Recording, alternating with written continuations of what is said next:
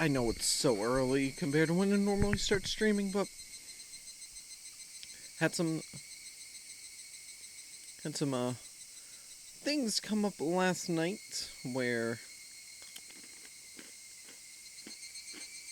you know I had to change my schedule just a little bit again. It's gonna happen a lot. It's fine. Hey guys, what's up? Hope you're well. Alright. We're gonna go ahead and continue. We got to the end of chapter 11.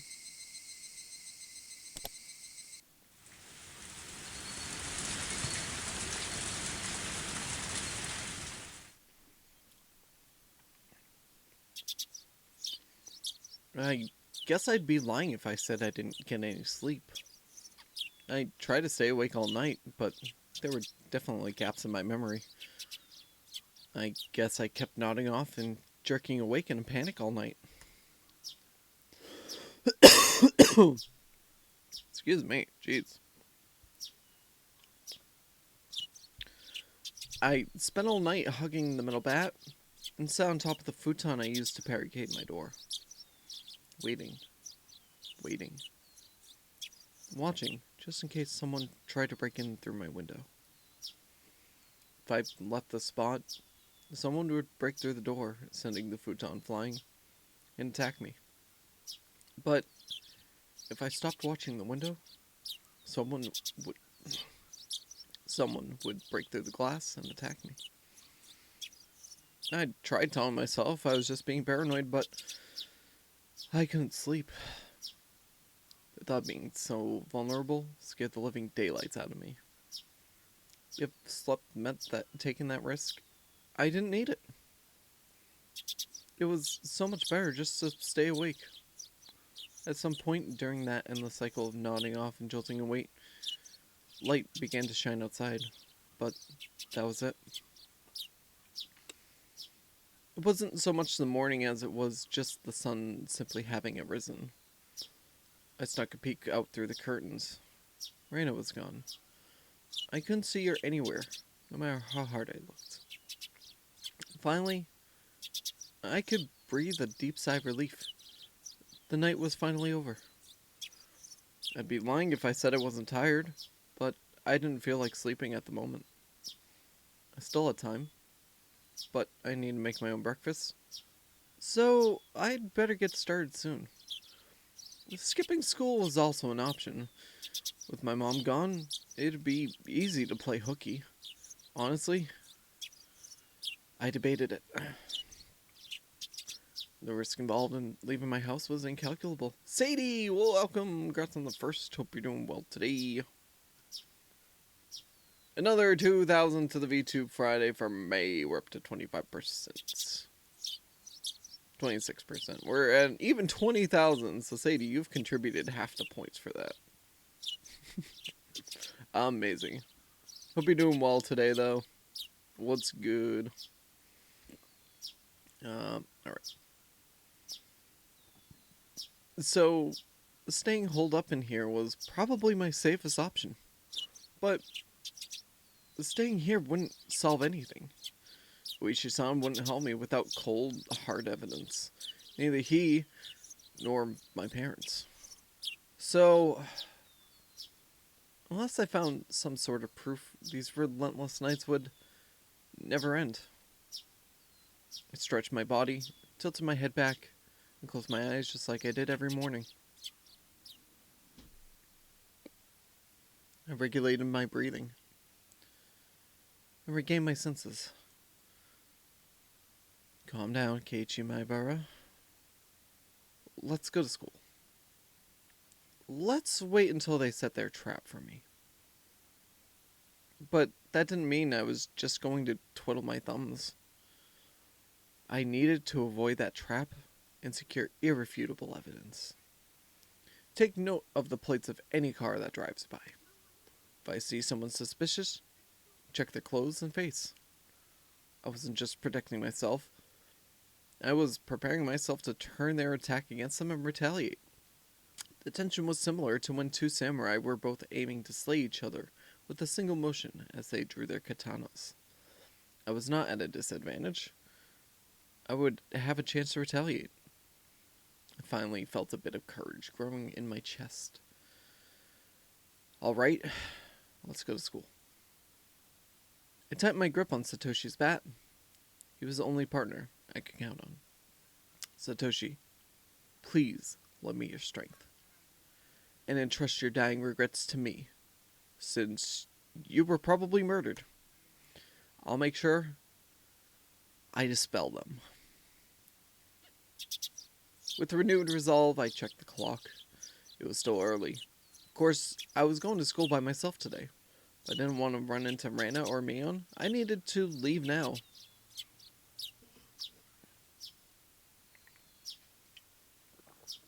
The shattered fragments of the cupboard were still strewn all over the entryway.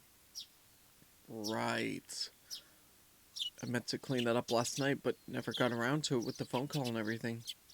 My parents came back and saw this while I was at school. I would never hear the end of it. Still, I'd be wasting time if I clean it up right now. And considering what would happen if I ran into Reina or Mion, it wouldn't be too late to clean up after I got back home. Making extra certain that the doors were locked, I left the house. Kitty going in and out. In and out. My uniform was still covered in mud from yesterday, so I left it in the washer. Today, I was going to go to school in a tracksuit. By wearing a different outfit this morning, my mind was forced to accept that today was different from yesterday. I had a hunch. Today might be the day I get killed. Keep your guard up, Keiji Maibara. The only one who gets to decide if today is my last is me.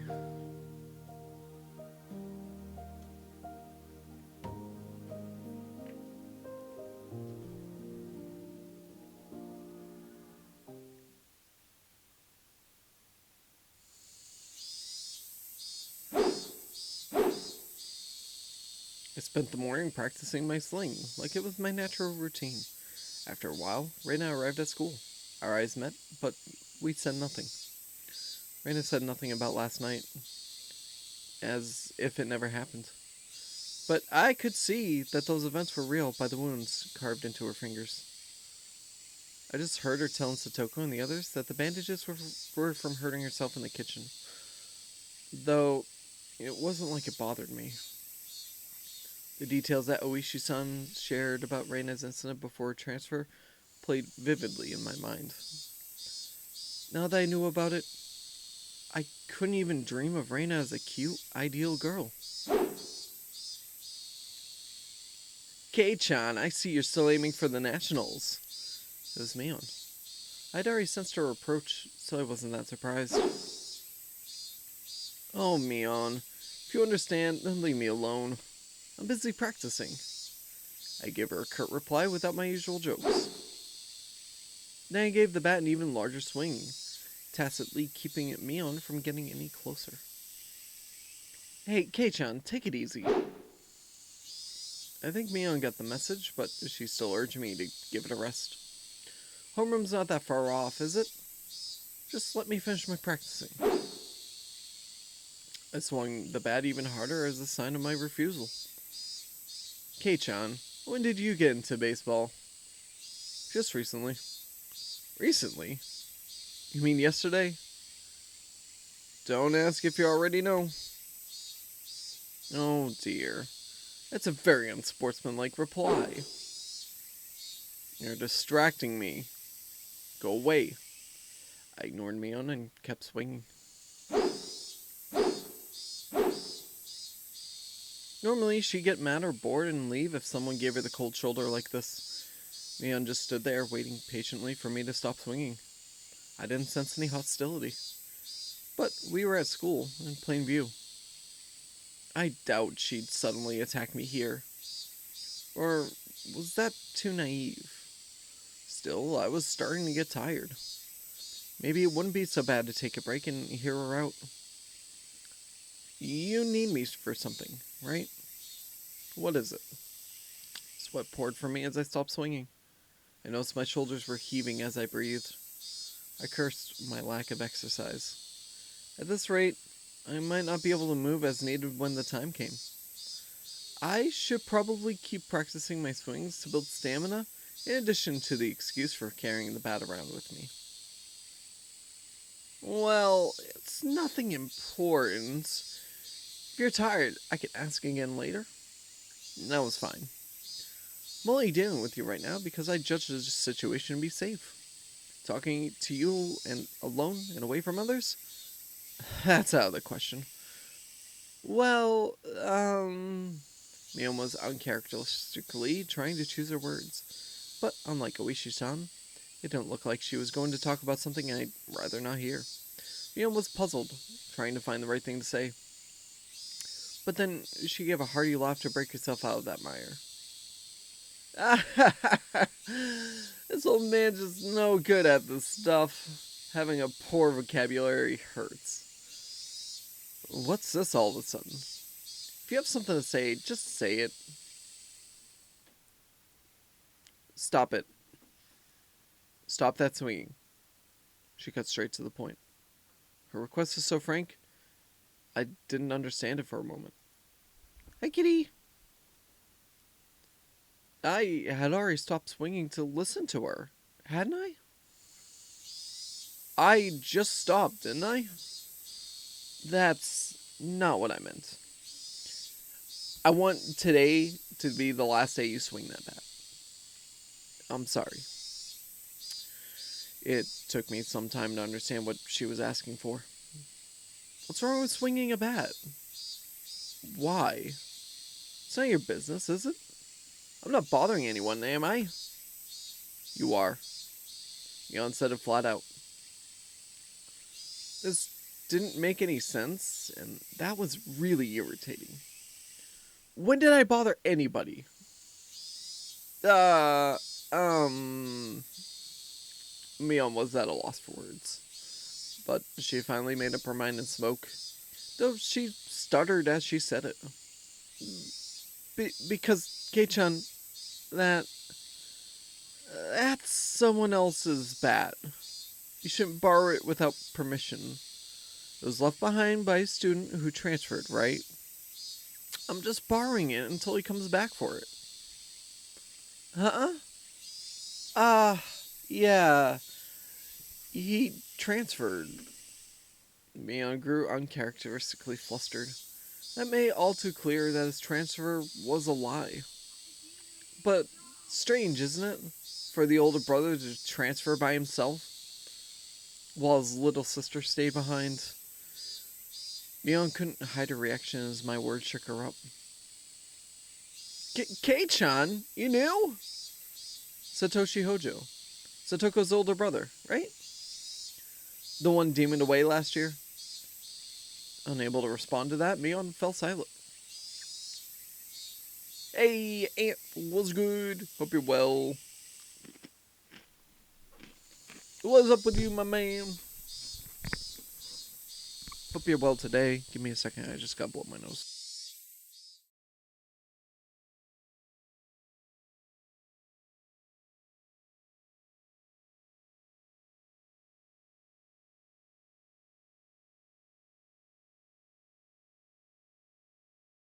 And this is when I forget that holding certain buttons on my keyboard to mute myself screws up with the log.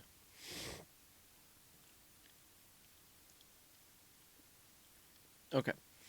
So, unable to respond to that, Mion fell silent. Raina asked the same thing. Why did you start swinging that bat? She told me Satoshi did the same thing, practicing his swings, right before he went missing. So, is this some kind of omen for Yashiro-sama's curse? Shh! You're doing a road trip. Nice. I mean, yeah, the driving part probably is stressful. The packing and driving, if you are driving, but yeah. It's fun otherwise, I would say.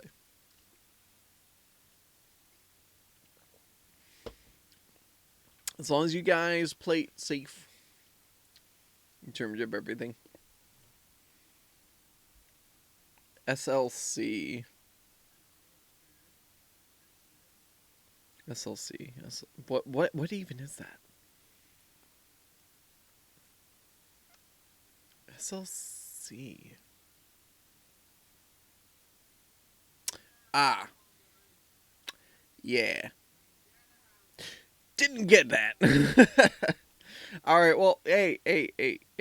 Make sure you guys are safe, well rested, all that. Yeah, today was an early stream for me just because, oh my god, dude, so many things are just happening in my life.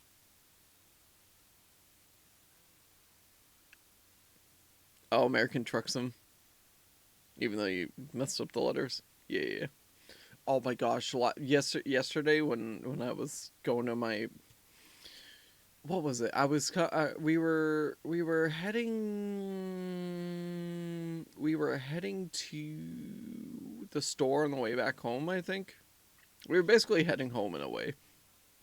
We hop on the highway, and of course there's road work with a lane closure. And I'm like, oh my god, I'm having like actual ATS PTSD while driving. I wasn't driving. Don't worry, I wasn't the one in the driver's seat. It was just funny. I've been playing it for so long. The first time I go driving and like go out in a while, it's like, oh yeah, there's a whole lane closed down. All that. All right, back to our story then. Shh. Mion panicked and looked around. Please, Kei-chan, don't mention Yashiro-sama so recklessly. I don't believe in him, but the others very much do. Reina especially. Dangerously so? Yeah, anyway, you're scaring everyone. If you're just fooling around, then stop it. You have to stop acting like Satoshi. I was the one who was scared. Who do I have to thank for taking up this bat in the first place? But it still unsettled me knowing that my actions were overlapping with Satoshi's. It'd be one thing if someone suggested it, but I thought I was making my own decisions. I'll say this now. I don't know anything about Satoshi. After all, you didn't tell me anything about him. We didn't mean to hide it. You were hiding the incidents that happen every year, weren't you? That's because we didn't want to, You didn't want to scare me? That's your reason for leaving me out? No, we didn't mean to. Mion, I asked you directly if something happened at the dam, didn't I? And you told me nothing happened. When someone was dismembered and murdered. You lied to me. I'm sorry. I didn't mean to lie to you. Friends don't hide things from each other, right? Isn't that right? Then you all aren't my friends. Kei-chan, Mion looked helpless and flustered. Was I imagining the tears in her eyes? I never could have imagined Mion acting like this. Oh, by the way, those get well mochi you brought the other day? They were good. I thought I was going to bleed. Who did it? You? Or Reina? Me. She admitted it so easily. I couldn't help but be surprised at how easy that was. You could have killed me. How could you do that to a friend? But it was just a little prank. Mion gave me a wry smile mixed with confusion, causing even more anger to well up inside me. You think that was a prank? I grabbed Mion by the collar and lifted her up. That wasn't the same as putting Tabasco sauce on a piece of mochi. It was a needle, a stowing needle. If I had swallowed that and it had lodged in my throat, what did she think would happen? Mion's face as her body rattled in fear. This wasn't the Mion Sonozaki I knew anymore. Anyways, you're not my friend. There's no reason for me to listen to someone who's not my friend. So, just leave me alone for a while. Got it? Mion wasn't replying anymore. won't be that easy to erase me, you know? The cops have been onto you from the start. So don't think you can make me disappear like you did Satoshi. I said it clearly. This was my declaration of war. I think you guys are suspects in the previous incidents too. I also know you've spent a lot of time with the cops ever since the anti-dam movement. Don't think you can hide it from me. Got that? How? How did you... No. Mion stood there with a dumbstruck look on her face. That was when I heard the principal ringing the bell for school. It's time for morning homeroom. Let's go. Class representative needs to be there, right? At that moment, for the first time, I realized Mion was sobbing as tears ran down her cheeks. You're so mean, Kei-chan. Me. I wanted to console her, but I shut my mouth. I had no need to feel guilty. I'm going. Don't be late for homeroom. I left Mion, still shaking. As I turned around to head for the entrance. I had no idea how troubling it was to make a girl cry. Behind my back, I could hear her muttering. It was a faint mutter as she was speaking to herself.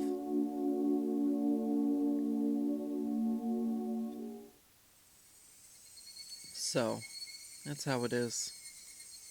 Huh? She wasn't saying it to anyone.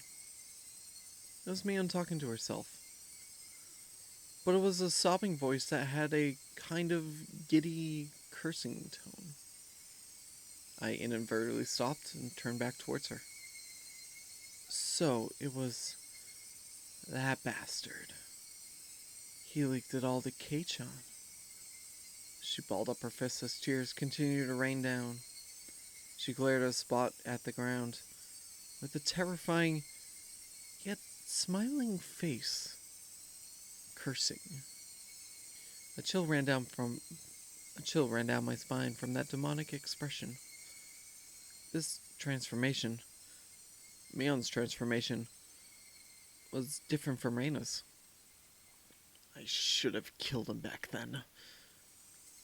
He forgot the mercy I showed him just because he was going to retire this year. Retiring this year. Was she talking about Oishi-san? Damn it. Damn it. I'm going to kill. Damn old man. Urgh! Felt like the air itself had begun distorting. With Mion at the center, the world had begun to twist and spiral. Bending. Whirling. This was the first time I'd experienced such a visage. I can't talk! Rise!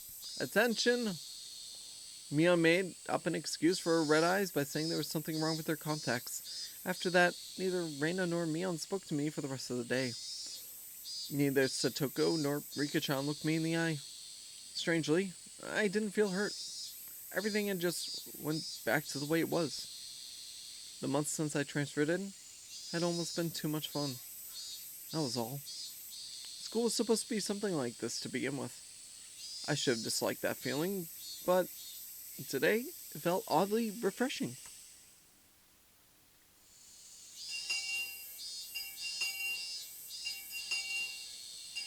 The bell rung, sounding the end of the monotonous school day, which had felt so tense, yet so dull, since it would cause a lot of unpleasant memories if they asked me to join into the club activities.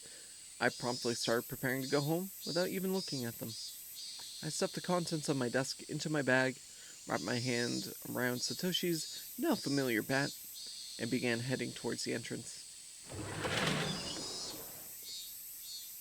I was assailed by both the exhausting relief that nothing had happened today and the tiring possibility of the same thing repeating tomorrow. But deep down inside me, far beneath in the recesses of my heart, achingly I knew this would be the last day of this cycle. I couldn't tell how the ending would be. Whether it would end as I wished it to end, or if it would end as I hoped it wouldn't. Regardless, in my current state, there was something more important than how things would end. There was something I wanted to know. Why did I have to be killed? How did it come to this? Why? For what purpose? The sunlight was relentless. The sun, the heat, even the air. They wouldn't give me my answers. Or could it be that the cries of the Higurashi were desperately trying to tell me something? Somewhere mixed in with their shrieks, Tomitake-san and Satoshi were also probably trying to tell me something. I simply haven't been able to realize it yet. When I do realize it, I wonder if I will be amongst the Higurashi, fruitlessly crying to the next victim. Glancing down my feet, I saw Higurashi on its back, spasming weakly. Wee. There was still much of the summer left, yet this one was already chirping its last song. I couldn't tell what it was saying, no matter how hard I listened. But I had to try. I had to try to listen to what it was desperately trying to tell me. At that moment, the shrills of the Higurashi ceased all at once, as if they had huddled together, fearing that the person who brought them to their dreadful fate had arrived. There was no mistaking it. A presence was approaching. The sound of footsteps was almost non-existent. If the Higurashi hadn't warned me by ending their chirping, I wouldn't have noticed. My exhaustion left me in a heartbeat. In its place was a rush of adrenaline that sharpened all of my senses. I was just barely able to hold back that creeping, suffocating feeling of horror. It wasn't something I could hold back for long. But in this moment, when I needed to be razor sharp, I was able to retain my composure. I wasn't going to shout like I did yesterday. I hid myself calmly amongst the trees, waiting for my pursuer's shadow. Could I get them to pass by me? No. Since I was able to hear their footsteps, they were probably also able to hear mine. They might have already been able to tell that I'd hidden myself and was holding my breath. The person tailing me. Was it Reina, just like yesterday? If it was Reina, I wouldn't hold back. I could just yell at her and make her go ahead like yesterday. If it wasn't Reina,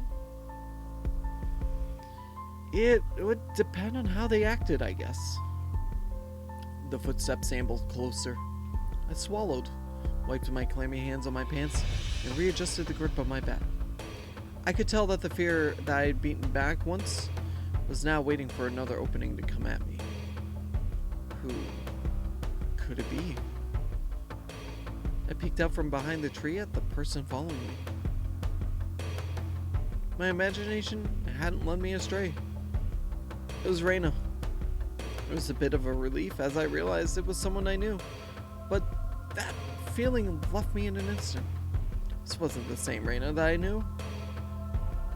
Her eyes were dark and lifeless, but her mouth appeared as if it was carved into a crescent. Yes, it looked like she was grinning slightly. And in her right hand was an axe. I hid myself behind the tree once again and recalled the unbelievable sight I just saw. What was that just now? The embodiment of terror laid bare? Baseball, practicing my swing. There were tons of excuses for me to be carrying a bat. But for that axe? There was no excuse for that. An axe? Just like that? Keiichi-kun, are you playing hide and seek, I wonder? I wonder? My heart was pounding, hard enough that I had trouble breathing. What little composure I had been able to hold on to was now crushed. In its place, cold sweat gushed forth, covering my entire body, letting me know precisely what kind of emotion had taken hold. Not good, not good, not good. I wasn't able to hide myself completely. She already knew I was here. Were you trying to scare me, I wonder? I wonder? I decided that it would be better to reveal myself now, since there was still space between us, than to allow Reina to come any closer. I adjusted my grip on the bat again, readied myself mentally, and stepped out from behind that tree.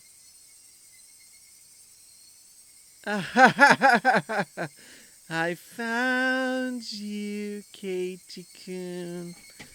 Reina was pleased that she found me, eliciting a mysterious giggle. Her mouth was smiling, but her eyes told me she was displeased by the fact that I had been hiding. Those eyes, they were just so empty. My legs began to quiver. Ugh, not good. In the pit of my stomach, some sort of viscous, hot, and cold substance began spreading around. If I allowed it, that substance would slip into my bloodstream and undoubtedly freeze all the organs in my body. Not good. Not good. I'll be devoured by Reina at this rate. Strike back. Don't lose. What is it? I blustered, hiding behind my bravado. But Reina didn't flinch one bit. Just the same as Keiichi-kun. I'm heading home. Then what about that axe? Then what about that bat you're holding? I'm practicing my swing. Then I'm treasure hunting. Reina gave a flippant explanation as to why she had such a fearsome weapon. Treasure hunting? At the treasure mountain near the dam site, I found a new cute thing. So I needed this to dig it out. How could I believe that? You wouldn't believe it, would you?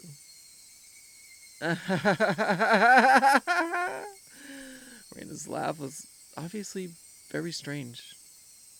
I'd seen Reina's transformation many times before, but the one today was completely different. Like a mischievous tone and a shrewd glint in her eyes, it wasn't something that roundabout. I'm not sure what to say. It was just so obvious. Wait, Keiichi-kun. Reina didn't stop walking, even as she let out that eerie laugh. Whenever Reina got too close to me, I would scurry away and turn back towards her. The cycle repeated over and over. No matter how you looked at it, I was being chased by Reina and was trying to escape. Don't follow me! I can't do that. My house is this way after all. When I met with Reina on this road yesterday, she cowered and trembled as she followed my commands. But today was different. Reina didn't show a hint of trepidation. Actually, wasn't I the one who was cowering?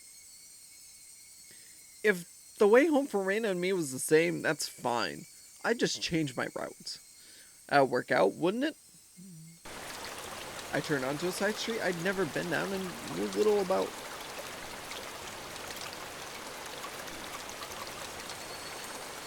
But Reina saw me do that and followed me while laughing. Why? Why? Aren't you going home? Then just go home down the street you normally do. Why? Would you follow me down this weird little side road? Those thoughts screamed in my head, eventually spilling out of my mouth. Why are you following me? The tone of my voice was already tinged with terror. Because I want to talk to Keiichi-kun. Keiichi-kun wants to talk to Reina too, doesn't he? Doesn't he? I don't want to talk about anything with you. That's a lie, isn't it? There's something you want to ask me about, isn't there? Not at all. I have nothing to talk to you about. That's a lie, isn't it? It's not a lie. Lies! Reina's scream echoed, startling some nearby birds into flight. I cringed in fear. The only other thing I could do was increase my pace. Let's talk, Keiichi-kun. Talk. Talk.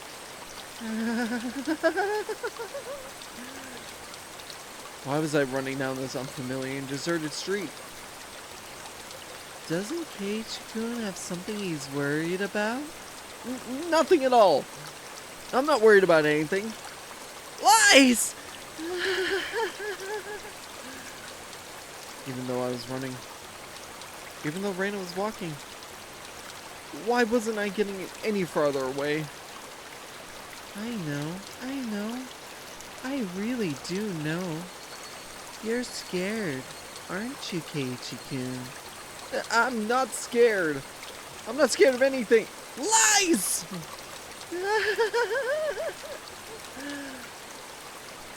My breathing grew heavy. I felt like my legs were giving out from beneath me. Reina wasn't even breaking a sweat. I'll listen. This time, I'll listen. I had no idea what she was talking about, or what exactly she wanted to do. This time, I'll listen. It'll be different from the time with Satoshi-kun. Once she said Satoshi's name, I turned back for a moment. But even as I did that, Reina was still advancing. I couldn't afford to stop. Satoshi-kun was worried too. It looked like he was having such a hard time. But I didn't listen. I was so sad. Where did the street connect to? All these twists and turns, ups and downs. It was hard to believe. If this was even remotely in the direction towards my house. My sense of direction had long since gone out the window. I really regretted it when Satoshi-kun transferred out. I thought that if I had listened, he may not have transferred out. I really regretted that. The road led me deeper into the forest. Wasn't I getting farther away from the village the more I ran? I lost more and more of my composure the more I thought about it. But despite this realization, my inner self was still disturbingly calm. So you see, I vowed that if there was someone struggling like Satoshi-kun did, I'd save them. I want to see anyone transfer out again. Damn it! What does transfer even mean? I won't let you transfer me. I won't end up the same as Satoshi. Come on, Keiichi-kun. Talk to me. I'll be able to understand you, Keiichi-kun. I'm your ally.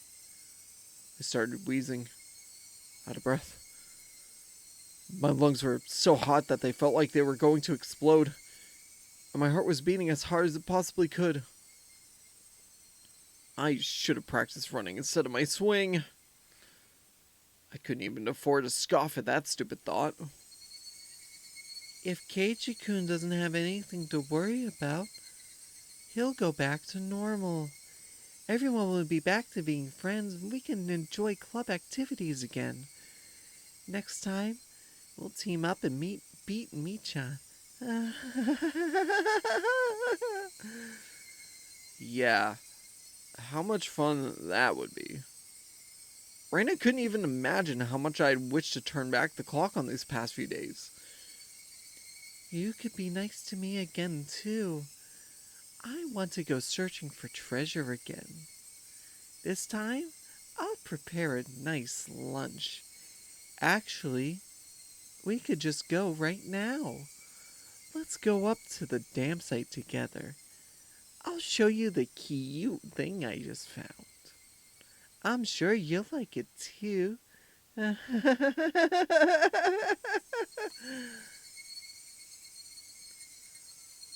My footsteps made pathetic flapping sounds as my legs wobbled and faltered. On my heels, Raina's steps were sharply breaking twigs underfoot. I had to accept it. I was on the run, being chased by Raina. If she caught me, it was all over. I realized it instinctively. I couldn't even begin to think of what the end would entail.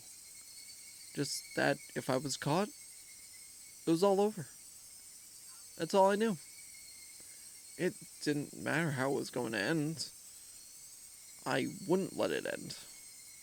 Not without knowing anything. Not yet.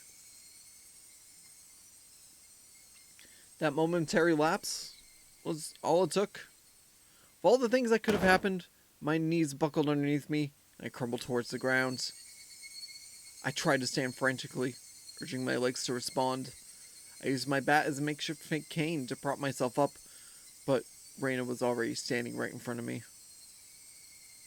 Compared to me, out of breath and utterly exhausted, Raina was so cool and composed that she could have froze the air around her. She wasn't breathing hard at all. Rather, I couldn't sense if her heart was beating. Are you afraid of something, I wonder? It's not like you to tremble, Keiji-kun.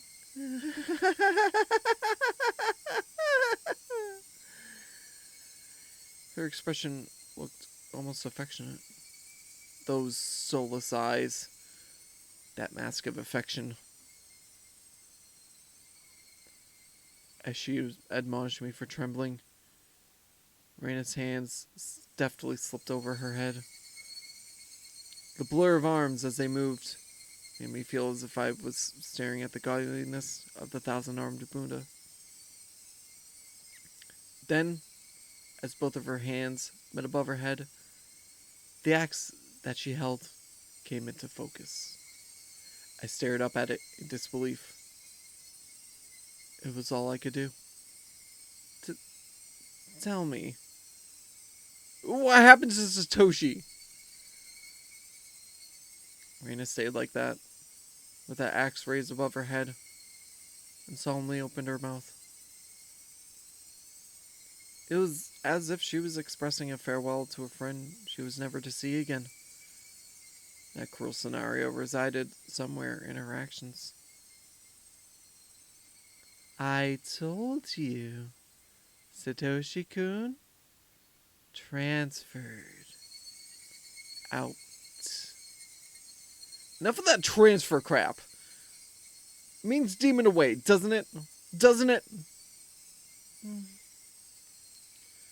You can tell me now, can't you? Who made Satoshi disappear? Was it you, Mion, or someone in the village? Answer me! I became frantic the more I screamed, but Raina did nothing but maintain the smile frozen on her face. I have no idea what Keiichi-kun is talking about. Then I'll say it in a way so you do. Who is the perpetrator of this chain of mysterious deaths? You seem to be confused, Keiichi-kun. What? There is no human perpetrator. Everything is by Oyashiro-sama's will. Isn't Oyashiro-sama's curse just superstition? You believe in that too? It's not about believing or not. Oyashiro-sama exists. Period. Raina's gaze grew even more gelid.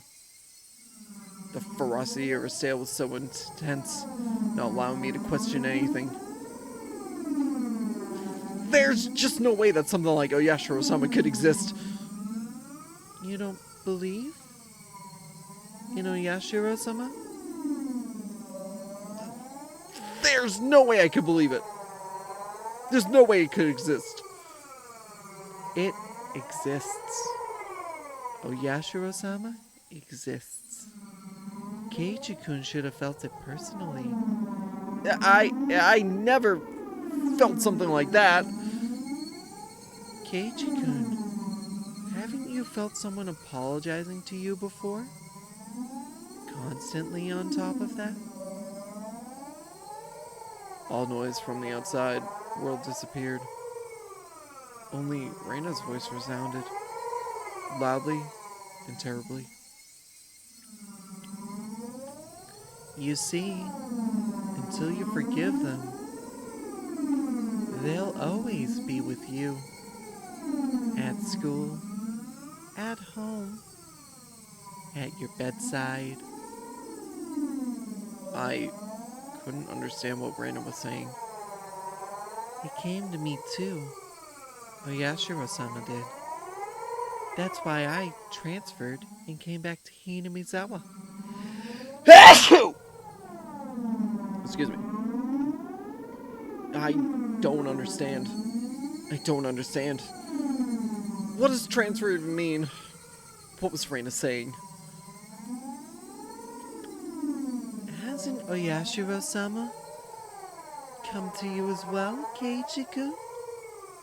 I'm probably the only one who you can confide in. I won't let you transfer out, okay?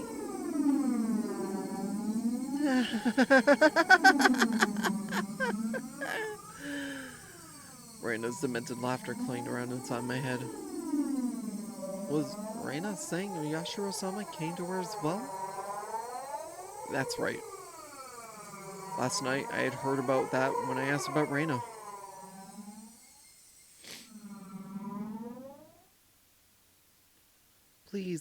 Please, keep this confidential.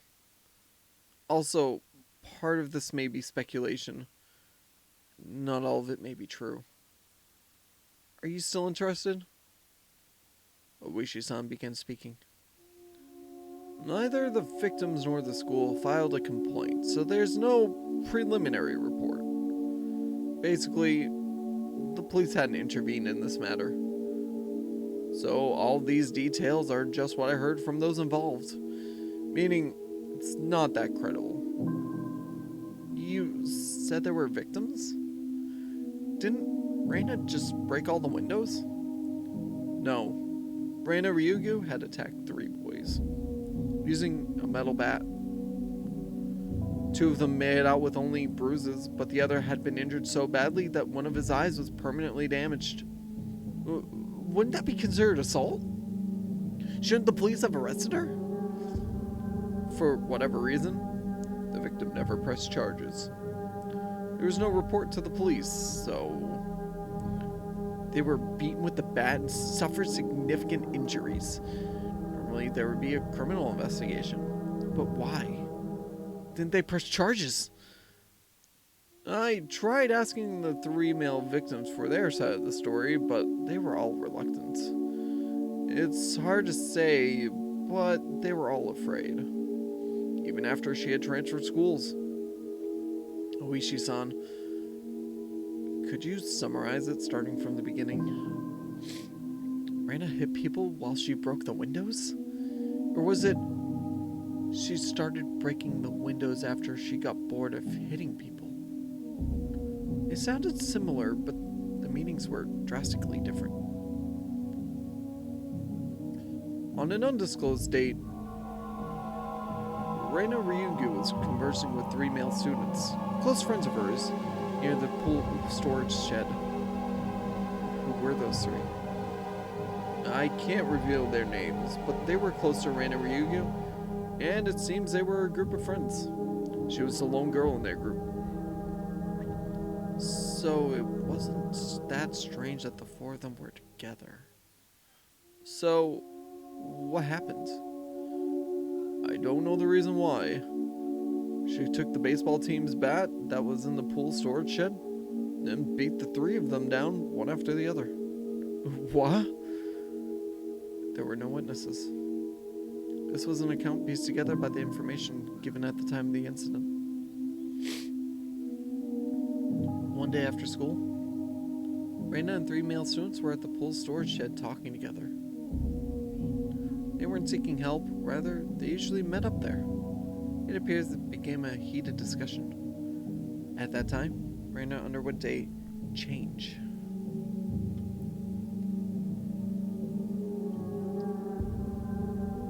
The change was so abrupt that the three of them didn't comprehend what was happening.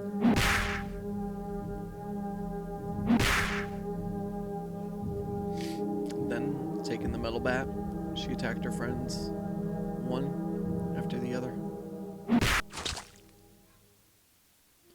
Leaving her friends covered in blood with gashes on their head, she made her way towards the school building.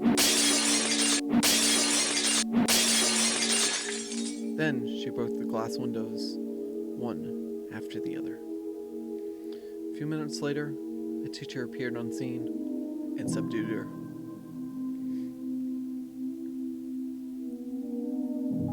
What was this change Reina underwent?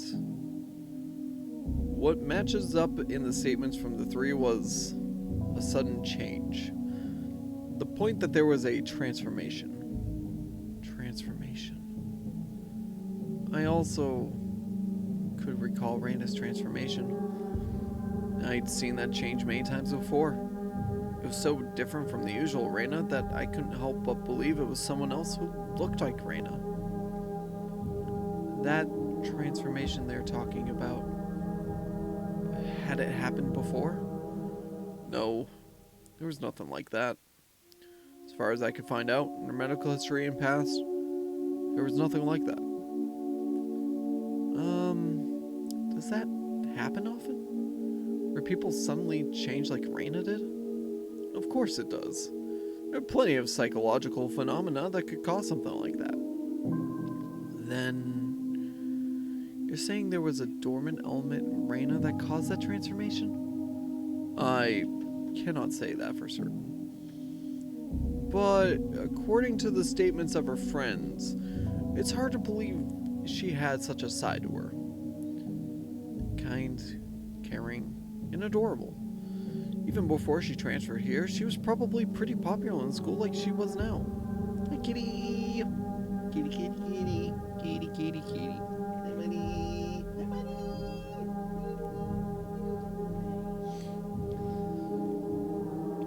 That girl transforming suddenly and assaulting them with a bat. Who could imagine such a thing? Nobody could have seen it coming. I myself sometimes believe that I was mistaken for thinking that was Reina. Even now. Then, what happened after that? There was a hospital right across from the school, so the three of them were carried in and treated quickly. What about Reina? What about the police? Why wasn't there a criminal investigation? You see, the police can't get involved unless they are called. Even though one was badly injured with permanent damage, why didn't they file charges? That's what caught my attention as well. Either some threat or pressure was placed on them, or they had a reason they couldn't file charges even if they wanted to. We're talking about you after all. Of course you looked into it, didn't you? Well, yeah. I told you at the beginning, didn't I? That the victims were all very reluctant to talk. They didn't want to touch on the matter, or rather, they didn't want to be involved. Reluctant to talk. Didn't want to touch it. Didn't want to be involved. It resembled the villagers here in Oyashiro-sama's curse. Did the teacher at that school tell you anything? A school is hallowed ground. You could say they tend to keep scandals under wraps. I didn't have a search warrant, so I had to tread lightly, you see. Then, there was no comment from the school? No. They denied the incident even happened. It's just 3 male students were carried in for blunt force trauma that day. That's all there was in the hospital records. The victims didn't speak. The school denied it happened. Then you don't know anything at all. Yeah, I know nothing other than the incident itself had taken place. The victims also wish this incident to be kept from the public. So if you and I both forget about it, my son, then this incident will probably just fade away. For a brief period, we sat in silence. At first glance, it looked like a simple assault case. But that was just the tip of the iceberg. The depths were obscured by roiling waves, sinking quietly into the void, as if it never existed to begin with. After that, she was suspended by the school. During that time, she underwent psychiatric counseling. Did you hear anything from that doctor? Again, they were very professional in regards to their ethics, or at least very tight-lipped. Nothing, even after you showed them your badge? I was told to get a warrant. The badge itself has no legally binding authority after all. Then, how did you know that Reina confessed that it was Oyashiro-sama who did it? There was a nurse I asked in that department. She agreed to help me just from showing her my badge. And then, what did she say? Turns out that the nurse hadn't heard everything.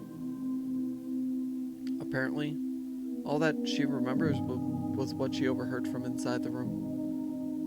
The nurse said that at the time, Reina Ryugu was very calm and mild-mannered. It was more like she was confessing her sins at church than a counseling session. She spoke with her mother there for some of it, but partway through, her mother was asked to leave, so it became a private counseling session between just the doctor and Reina for a while. The part with Oyashiro-sama. When did that pop up? Partway through. She screamed the name suddenly. That startled the nurse, and that's why she started listening in. It was Oyashiro-sama. Reina shouted. It was Oyashiro-sama. Reina suddenly shouted that. I had no idea what was said before that, so I had no idea the meaning behind it could have been. The doctor, calmly and collectively, asked Reina to have a seat. What is this Oyashiro-sama you speak of? Gently, ever so gently. The fundamentals of counseling, or believing what you were told. Whoever abandons Hinamizawa will be hunted down by Oyashiro-sama. And they finally gotten to me. That's the town you lived in before you moved here. Isn't that right, Ryugu-san? I didn't want to move, but because of my mom and dad's circumstances, we had to. But Oyashiro-sama wouldn't allow it. Ryugu-san must have lots of friends in Hinamizawa. Even now, you must be missing them dearly, don't you think? I want to go back. Back to Hinamizawa. No, it's not that I want to go back. I have to go back. I should have gotten back much sooner. But now it's too late. Oyashiro-sama has come. Oyashiro-sama is the name of the god in Hinamizawa, isn't that right? Everyone knows. It's Hinamizawa's guardian deity. If you ever try abandoning Hinamizawa by leaving, you'll incur his wrath. You had moved quite a while ago, didn't you? Then it was just now that this god has arrived, is what you're saying? You might not believe me, but Oyashiro-sama exists. That nurse was then asked by another nurse to do something and left the room. That was all she remembered. that it was Oyashiro-sama's doing, right? I do believe there is that kind of superstition in Hinamizawa. That if you leave the village, then you incur Yashiro-sama's wrath. You should be familiar with this part, my Barasan. I knew very well what those scorned by the village incurred. Alright, I need to blow my nose again. Hold on. I'm so sorry.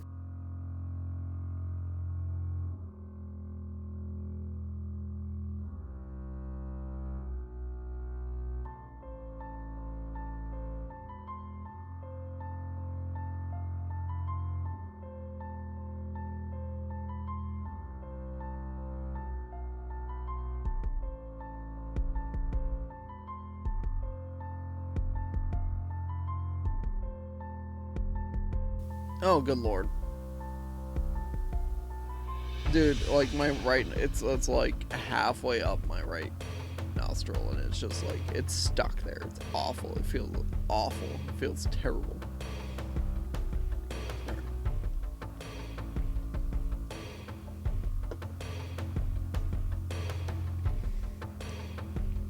Alright, let's continue on. I knew very well what those scorned by the village incurred to hinder the damn construction product. They cursed the construction foreman to his death. Then, the following year, Satoka's parents, supporters, and leading advocates for the dam were cursed to their death. But this was the first time I've heard of the curse incurred by leaving the village. This is my first time hearing that. I can understand outside threats being cursed by the village, but why also villagers who leave? Normally, people who leave villages aren't supposed to be cursed, right? I know it's a bit strange to say it, but I could see it as a rule that the people who come in are the ones who would be cursed. Far from Jupiter, far from his thunder. Curses weren't something to chase after people that leave, were they? Oishi-san pondered for a bit over on the other end of the receiver, then began speaking again. Well, I told you long ago when Hinamizawa was called Onikakushi, didn't I? I recalled hearing that. Long ago, Hinamizawa was feared and respected as the village of ogres. The villagers at the foot of the mountains worshipped the ogres, so Onikakushi was hallowed ground that you could never enter. It began to be said that if you entered carelessly, you were cursed by Oyashiro-sama. Those who set foot in Onikakushi, in other words, Hinamizawa, would be cursed. I could understand that. I know that, but for leaving to also be no good? That's also the ogres, you see. They were being strictly watched by Oyashiro-sama, so they would not enter into our world. In other words, Oyashiro-sama probably restricted the interaction between Onikakushi and the rest of the world. I see. I finally understood what sort of thing Oyashiro-sama was. So, basically, Oyashiro-sama is more like a warden than a protectorate deity, I guess. Trying to keep this place isolated from the rest of the world. I guess that's how it would seem. I'm sorry, I don't know very much myself. This is mostly what was passed on to me from my grandmother. I could understand a bit better if it was like that. Those who came to Hinamizawa would be cursed, and those who try to leave would also be cursed. So, because Reina originally lived in Hinamizawa and moved away, she fulfilled the requirements for being cursed. So, that means because Reina moved away against its wishes, she was cursed by Oyashiro-sama. Is that what it adds up to? In short, that seems to be what it points to, I guess. As a matter of fact, soon afterwards, they did move back to Hinamizawa after all. Those who abandoned Hinamizawa and left were cursed. then why only Reina? Shouldn't Reina's parents also have been guilty of the same transgression by moving away and have been cursed? Also, in this day and age in Japan, shouldn't there be a lot of people coming and going? If every single one of them was cursed, then it'd be insane. But in reality, it wasn't that big of a deal at all. At most, there would be one person dying and one disappearing on the day of the Onikakushi. I don't like saying at most, though. Well, anyways, there's a lot I still don't know. Even if it was Oyashiro-sama's curse, it doesn't add up as to why our classmates, the victims who were beaten with a metal bat, wouldn't press charges. You don't think the victims were cowering because they believed that a terrible curse had befallen them, do you? Of course, I didn't want to believe it. But more importantly, I had just realized something else. There was another bizarre connection that Reina made between Oyashiro-sama's curse and metal bats. Satoshi fell victim to Oyashiro-sama's curse and went missing. I had recently learned that Satoshi had also become infatuated with the metal bat right before he disappeared. Just like me. Then, Reina as well. She was affected by Oyashiro-sama's curse. She confessed that much to the doctor. And the weapon which she had used at the time of that horrendous act was, again, a metal bat. Finally, me. I'd encountered various things that were inexplicable. And now, I was holding on to a metal bat. I was shocked when I learned that Satoshi did the same thing. It couldn't be. Had the same thing happened to Reina? But there was one critical difference between her and Satoshi's case. That being, Satoshi went missing after falling victim to the curse, but Reina was still here. Both of them had fallen victim to Oyashiro-sama's curse, yet they were met with different endings. And finally, me. I couldn't call it a coincidence anymore. Reina, Satoshi, and finally, me. Could it be I really was under Oyashiro-sama's curse right now? No. More importantly than that, what should I do now? Satoshi had been demoned away, vanishing without a trace. Reina was fine. Fine? Reina had undergone a change. I could only believe that there was something that wasn't Reina residing within her. And here, right now, is standing before me.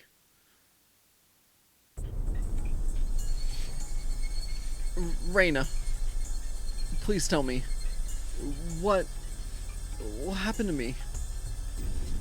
Reina stood imposingly, not answering. Satoshi disappeared.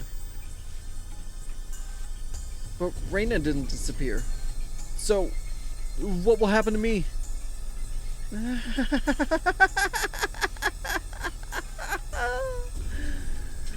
I'd never heard such an unpleasant laugh before. It had become akin to the sound of her breathing. It was no longer a voice or an expression of feeling. Don't worry, I'll save you. Reina took one step forward, still holding the axe high above her head. Now then. One step closer. Reina's face spread out to fill my vision. Speak. One step closer. Reina's nose was close enough to touch mine. It was still pushing closer. There's something you want to say, isn't there? I'll listen. I'll save you. Okay? Speak. Okay? Speak. Okay? I slumped down, landing squarely on my butt. It wasn't for some pathetic reason. It's all I could do to get as far away from Reina.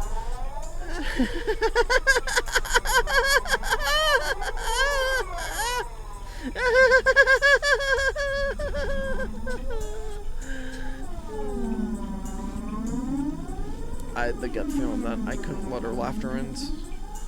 Because when that laughing ended, the moment I picked up on that feeling, my body moved by instinct. I sprang to my feet so fast, even I couldn't believe it, and pushed Reina away with both hands. Reina was as light as a feather. Thrown about by the unbalanced weight of the axe, she was sent backwards as if she had been carried off by the wind. After confirming that out of the corner of my eye, I dashed off at full speed. I was the perfect picture of fleeing like a greased pig. Get away from Reina. Run away. Survive. I couldn't think of anything other than this. While I was running, I remembered I'd been holding onto a bat the entire time. Such a worthless weapon. I couldn't believe I'd forgotten about this weapon at such an important time. I sped even farther down the winding path. I didn't even feel myself gasping for breath or my legs getting heavy. My body understood it as well. If I didn't run away from here, I wouldn't live. I could hear the laughter of that wow, that's a word I've never seen. Okay. I could hear the laughter of that simulacrum of Reina coming from behind me. It rang through the trees and in my head, and slowly chiseled away at my sanity. The grove of trees thinned out, my field of vision suddenly expanding. Where was this? For a moment, I was bewildered by the scenery. I felt I knew, but couldn't quite remember. I quickly realized it was the damn site. The fact that I dashed madly and ended up in a place like this gave me a bad feeling. Like I was following someone's scripted plot.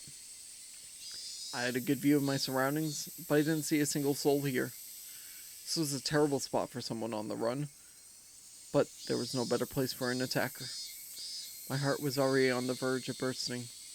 The muscles in my legs were screaming, but I didn't care. If I stopped here, then they might not be... If I stopped here, then they might not even be able to scream for much longer. Even still, I glanced back, looking for an excuse to rest. Reina wasn't there. Instead, I saw two villagers walking around. I breathed a sigh of relief that it wasn't Reina, but a third party. Except, the voice inside me rang the alarm once again. The villagers walking around weren't suspicious in and of themselves, but bothered me. They both wore rough-looking clothes. Empty-handed, they definitely gave the impression that they were just out for a walk. But at this time of day, two adults wandering around without a purpose, it was enough to raise questions. But more than anything else, those eyes. They weren't chit-chatting while walking. They were both silent, heading forward, looking in my direction. Was I at the end of my rope and had finally started imagining things? Yeah, I should run away. That was probably the best choice. If they weren't involved, I'd lose them easily by running. If they were part of the group after me, then they would come running after me. Either way, unless I hurried up, Reina would catch up with me. That's right. Let's go on a run. Deciding that, the moment I began to turn tail, both of them rushed towards me, as if they knew exactly what I was thinking. Somewhere inside me, I jumped to the conclusion that Reina was the only thing I needed to be afraid of. I made the assumption that I didn't need fear or anything else. But right now, I realized just how blatantly wrong I was. Suddenly, the story Oishi-san told me about the demons all leaving the village to hunt prey floated through the back of my mind. I could tell they were both coming after me without even turning around because of their frenetic footsteps. It was frightening, being unable to shake Rain off as she slowly closed in on me. But this didn't even compare. Being pursued with such violent ferocity, the straightforward horror was unparalleled. One of the pursuers' arms grazed my shoulder. Now it wasn't just their frenzied footsteps, but also the distinct sound of their breathing that I could hear. No. I could practically feel them breathing on me. They were already right behind me. Calm down, Keiichi Maibara. Still running at full tilt. I felt the surrounding area go still. No. It felt like time itself had stopped. I turned my head back slightly in that frozen world, realizing how close my pursuers had gotten to me. I couldn't win against the legs of an adult. In less than the time it would take to blink twice, when this frozen time began moving again, they'd be right on top of me. On top of me. And then... Don't think about that, Keiichi. First, realize that you won't be able to shake them off like this. If the fact that you can't get away was a given, then you need to make a decision. Go with the right leg, or go with the left. You just need to decide which one. Let's go with the left. The moment I decided that, the temporal singularity burst into pieces. Right. Left! Swung the bat in a wide arc with my right arm. Using that inertia, I stopped and suddenly spun. What? The two of them were clearly startled. Momentarily losing sight of me, both of their outstretched arms ready to grab me, instead grasped at empty space. The man on the right, I applaud him being able to figure it out. Spun around to the spot I shouldn't have been, and faced me in astonishment. But it was too late. I didn't even need to swing my bat. All I needed to do was extend my arms as I turned around. It was by no means a heavy blow, but seemed like it had enough power behind it to knock him off his feet. But just knocking him down wasn't enough to scare him away. He got back up in no time. Both of them took a fighting stance and were ready to face me. This made me certain they weren't just two people out for a walk. They were clearly after me. It felt much easier than dealing with Reino. Just by not recognizing their faces, by not knowing them, it made things easier. I smiled wryly on the inside. What do you want with me? Next one's going to be right in your face, you bastard. It's fine if it was just a bluff. By barking out at them, I was able to fire myself up. They didn't respond. They spread out to either side of me with unbelievably calm expressions on their faces. One of them would grab onto my bat, and the other would hold me down. Was that their plan? Taking on both of them at once would be impossible. Hot sweat poured from every pore in my body. Then I'd just have to settle it with the first move. I'd step in and strike the first one down. Narrowing my target down to the man on the right who had already been knocked down before, I stepped in and swung with all my might. There was no way for an unarmed person to guard against it. It would cause immense damage. If they blocked it with their arm, the bone would snap like a twig. If they turned their back to it, then it was possible that the blow would travel all the way to their vital organs. It looked like he was aware of this. He pushed farther through the kill zone between us and delivered a fist right into my gut. Not good. With this distance, in this position, and in this state, there's no way for me to dodge it.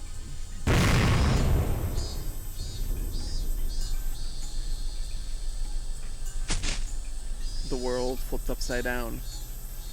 I understood that I was being tossed around like a rag doll.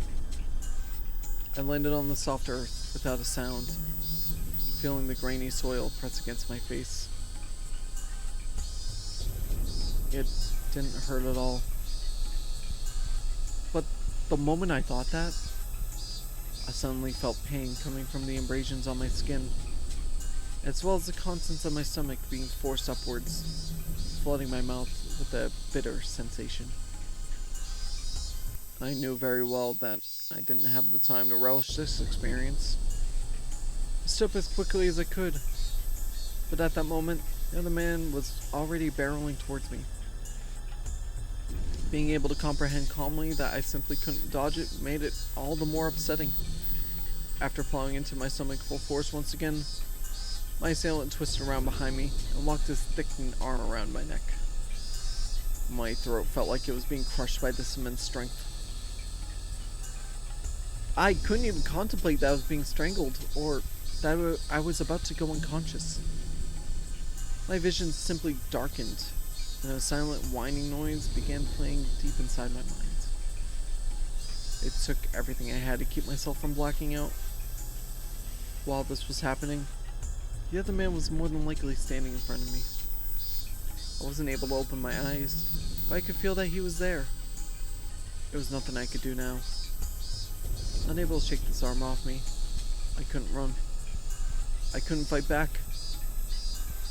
Dire straits. I couldn't even come up the phrase. Oh, there we go. I'm like reading it, trying to figure out how it's supposed to be said, but I just need to keep it going. That's all there was. Dire straits. I couldn't even come up with the phrase that adequately described my situation. Come here. Come here, buddy. Come here. Come here. Sakamoto, come up here. Come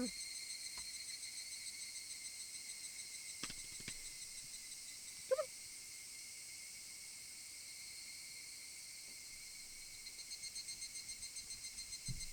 We got beaten to a pulp.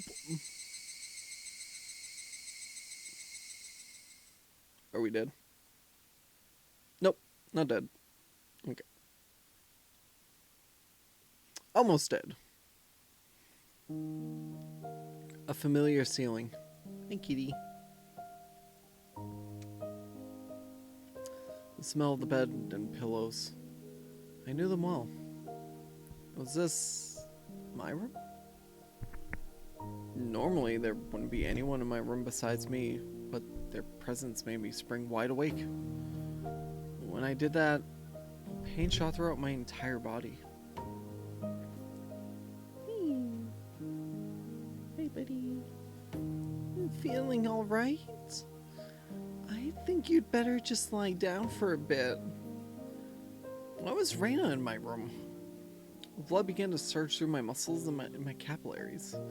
But Reina's smile belonged to the Reina I knew well. I knew I shouldn't let myself feel this way, but I relaxed, thinking that this version of Reina was safe. Why am I... Don't you remember? After losing consciousness? Nothing at all. My body had become more lethargic than I could ever have imagined. I guess that would be the expected outcome after exerting everything I had back there. I tried to at least clear my head, but I just couldn't shake the sluggish feeling out of my mind. I called the doctor. He should be here soon. I think you'd better just lie down until then. I wasn't injured seriously enough to merit calling a doctor, but knowing that someone impartial was coming was slightly reassuring. Why am I here? I'm sure I was at the damn site. That's what I want to know. What happened? When I got up there, Keiichi-kun was already passed out. That's why I'm the one who wants to know. I was attacked by two weirdos. As I talked about it, I finally remembered what happened right before I passed out. Recalling that memory and the terror that went along with it caused the fogginess around my head to clear right up. Let's forget about those two for now. I didn't expect Reina to be nursing me. I thought Reina was trying to kill me. Excuse me.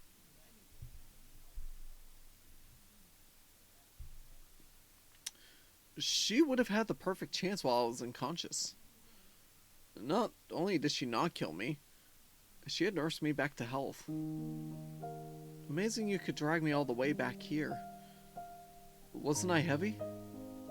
Looking at Reina's delicate frame, it was hard to believe that she had not only got me back home, but even dragged me all the way up to the second floor. Did she have some help? Don't you remember, Keiichi-kun? Reina appeared a bit surprised, but still kept her smile. I only propped you up on my shoulder. You said you could walk on your own, that you were fine. You don't remember? I didn't remember. My memory was fuzzy after the point where I lost consciousness. What about those two? Huh? When you got there, Reina, the ones with me, or rather, those two guys. There wasn't anyone, she said it bluntly. The way she stated it felt slightly unpleasant.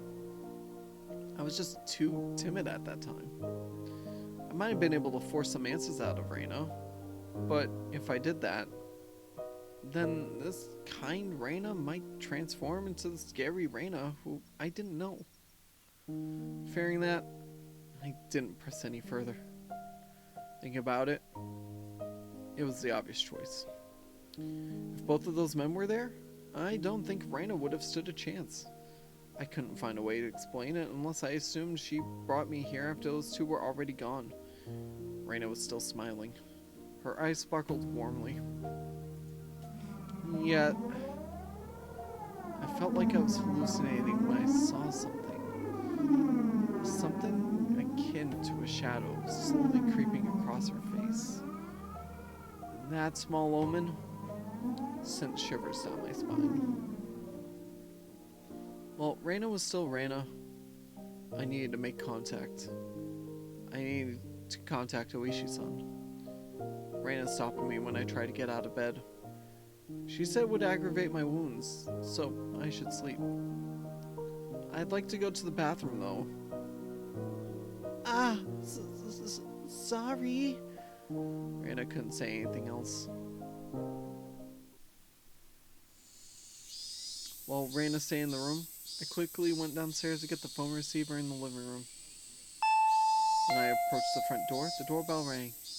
Ding dong. It must have been the doctor Reina had called. It was strange for a patient to welcome in the doctor who was making a house call, but it would be incredibly reassuring to have him here for the considerable time it would take Oishi-san to get here. I carelessly opened the door with that simple assumption, and regretted it almost instantly. Mion? Oh, you look just fine. I heard you collapse, so I came to check up on you. How did you know that I collapsed? I heard from Reina over the phone. Do I need any other reason than that? I understood why she would call a doctor, but why Mion too? Reina was descending the stairs behind me. Reina, doesn't Kei-chan look pretty alright? Sheesh, you made me worried for nothing. That's true. Maybe I worried for nothing as well. They both began laughing. It appeared to be cheerful laughter, but I couldn't shake the feeling that there was a darkness looming over them. Whoa, what's up with this shoe rack? How'd it get like this? Shoe rack that I'd smashed to pieces had been like that since yesterday. I fell, you see, and the bat I was holding at the time slammed into it. This is what happens when you swing around something that you're not used to handling. I kept the fact that was none of her business to myself. But leaving it like this will really startle your parents when they get home. I'll fix it up for you later. Now, come on, Kei-chan. The terminally ill need their rest. Come, back in bed, back in bed. Both of them urged me up the stairs. I had no chance to call Oishi-san. I was pushed into my bed. As it was the first time Mion had been in my room, she began searching around it intently. She fiddled around my room and was scolded by Reina. You can imagine how it went. It was uncomfortable having my room poked around, but the conversation was so benign that it was heartwarming.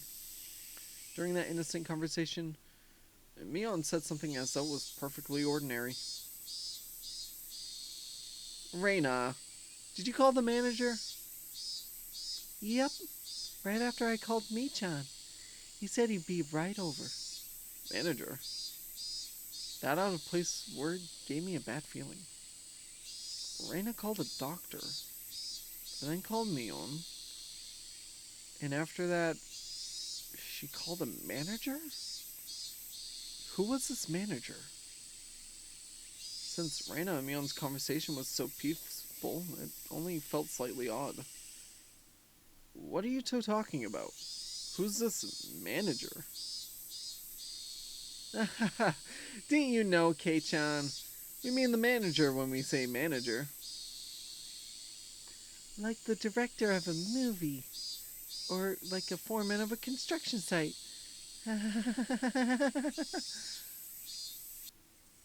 I dug through all my memories for a manager who might have business with me. Only one thing came to mind. What Reina had just said. The construction site foreman. The very first victim of the first incident. The dismemberment at the damp construction site. The foreman? But that was strange. He was supposed to be dead. There was no way they could call him. I don't understand what you guys are talking about. What does that manager have to do with me? You said he was coming. Did you mean to my house? I asked one obvious question after another. But all the two of them did was smile coolly at each other. There was a huge difference between how the two of them appeared and how my suspicions were playing out. Slowly, I felt discomfort and panic welling up inside me. I couldn't understand what Reina and Mion were talking about. Kei-chan, you've gotten into baseball lately, haven't you? Pretty sure the manager will be happy to hear that. So, who is this manager? The manager's the manager. So who is this manager?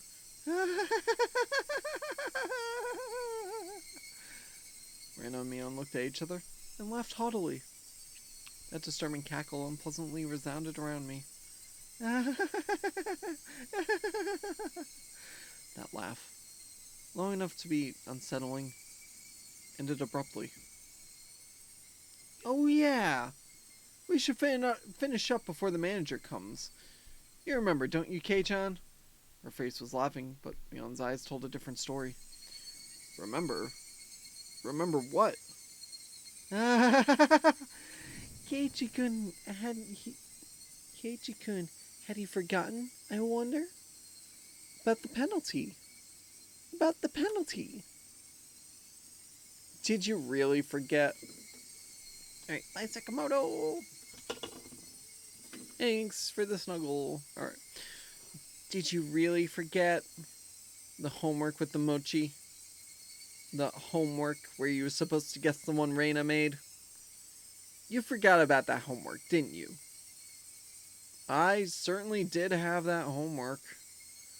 But I had thrown away the rest of the mochi after I found that sewing needle. So I wasn't able to answer which one Reina made. A penalty for that? Why now?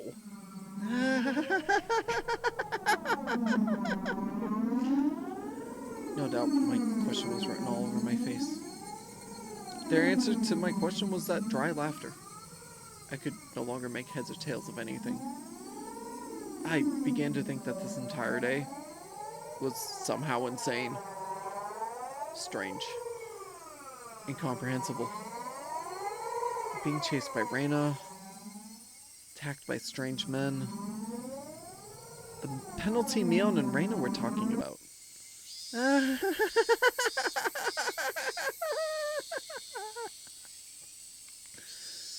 What were these two laughing at? It didn't take that long for me to realize I'd been dragged into an abnormal situation.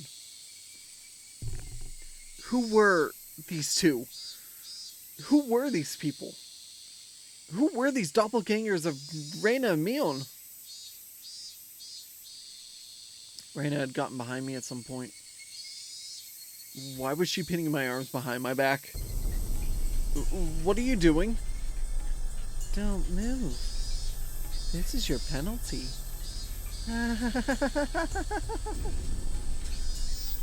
My body was already very sluggish, and Reina pinning my arms made it that much harder to move.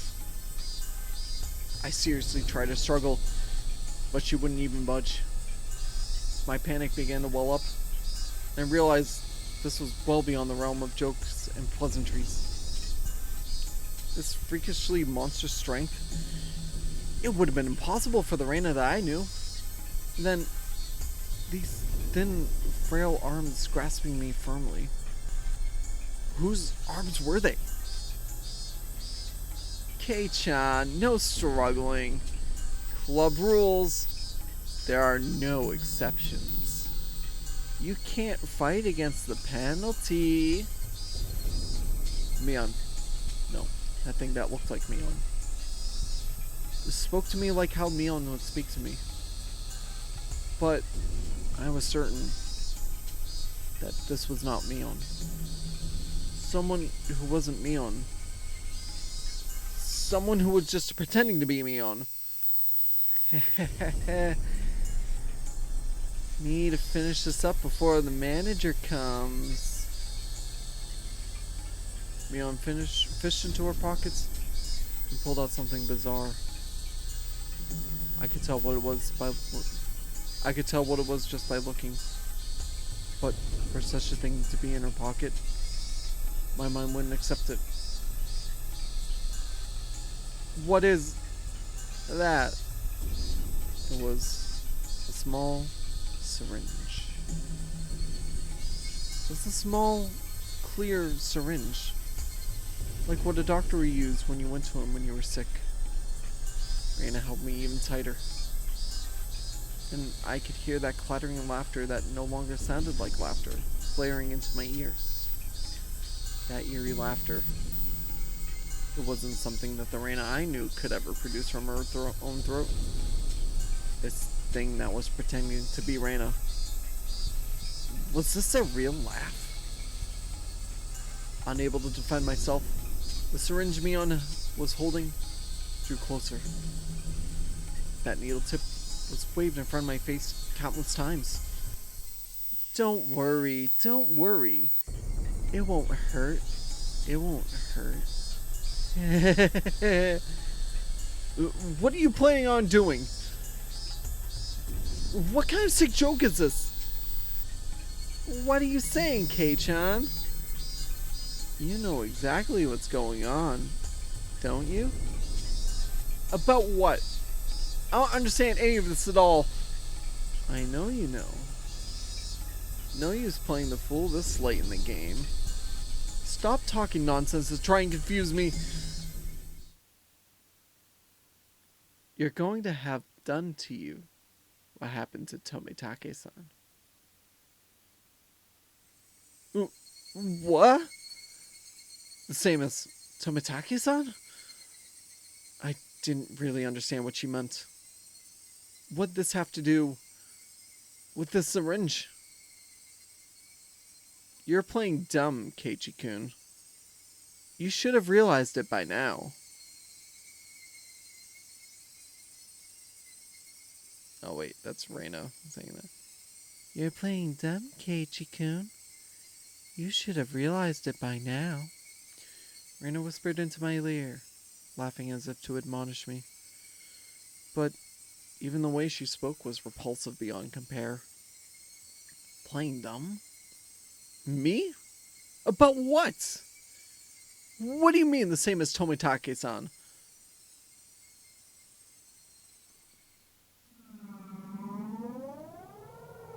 Everyone thought at first that it was a hit and run. Except When the officer got closer to check if he was still alive, he soon noticed it wasn't a normal situation. His throat scratched out. From a knife or something? No. Nails. Nails? Nails as in fingernails? With those gouged through? That's right. Tomitaki-san had clawed out his own throat with his own nails and died. There's no way someone could die like that. So then, for that to happen, we thought drugs were to blame, but nothing of that nature was detected. That's right. The police didn't find any drugs in Tomitaki-san's system.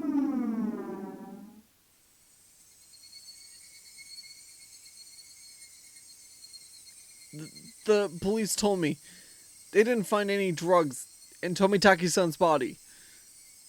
The two of them laughed together with that sickening laughter. Of course they'd laugh.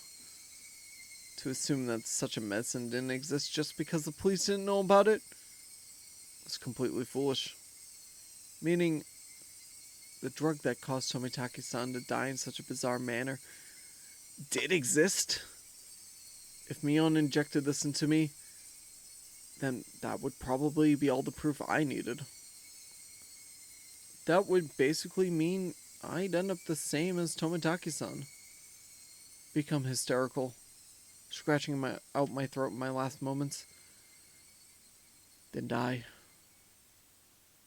For such an outrageous drug to exist, for Mion to be holding it, and that I was about to be injected with it. At that moment, I did not feel there was any need whatsoever to question it. What kind of idiot, when he's trying to dodge a ball flying straight at his face, has time to think of a reason as to why it's flying at him? Just give up. Alright then. Mion's action lacked any gravitas, and that made it even more terrifying. There was none of the ceremony like when someone is sentenced to death. There was no hesitation at all, as if she were brushing her teeth. Mion reached out with one hand and grabbed onto my chest. Felt like electricity had run through the back of my head, and the entire world had gone dark. Did I stand up too fast? Or did someone hit me really hard in the back of the head? Having lost my sense of balance, I was assaulted by a wave of dizziness.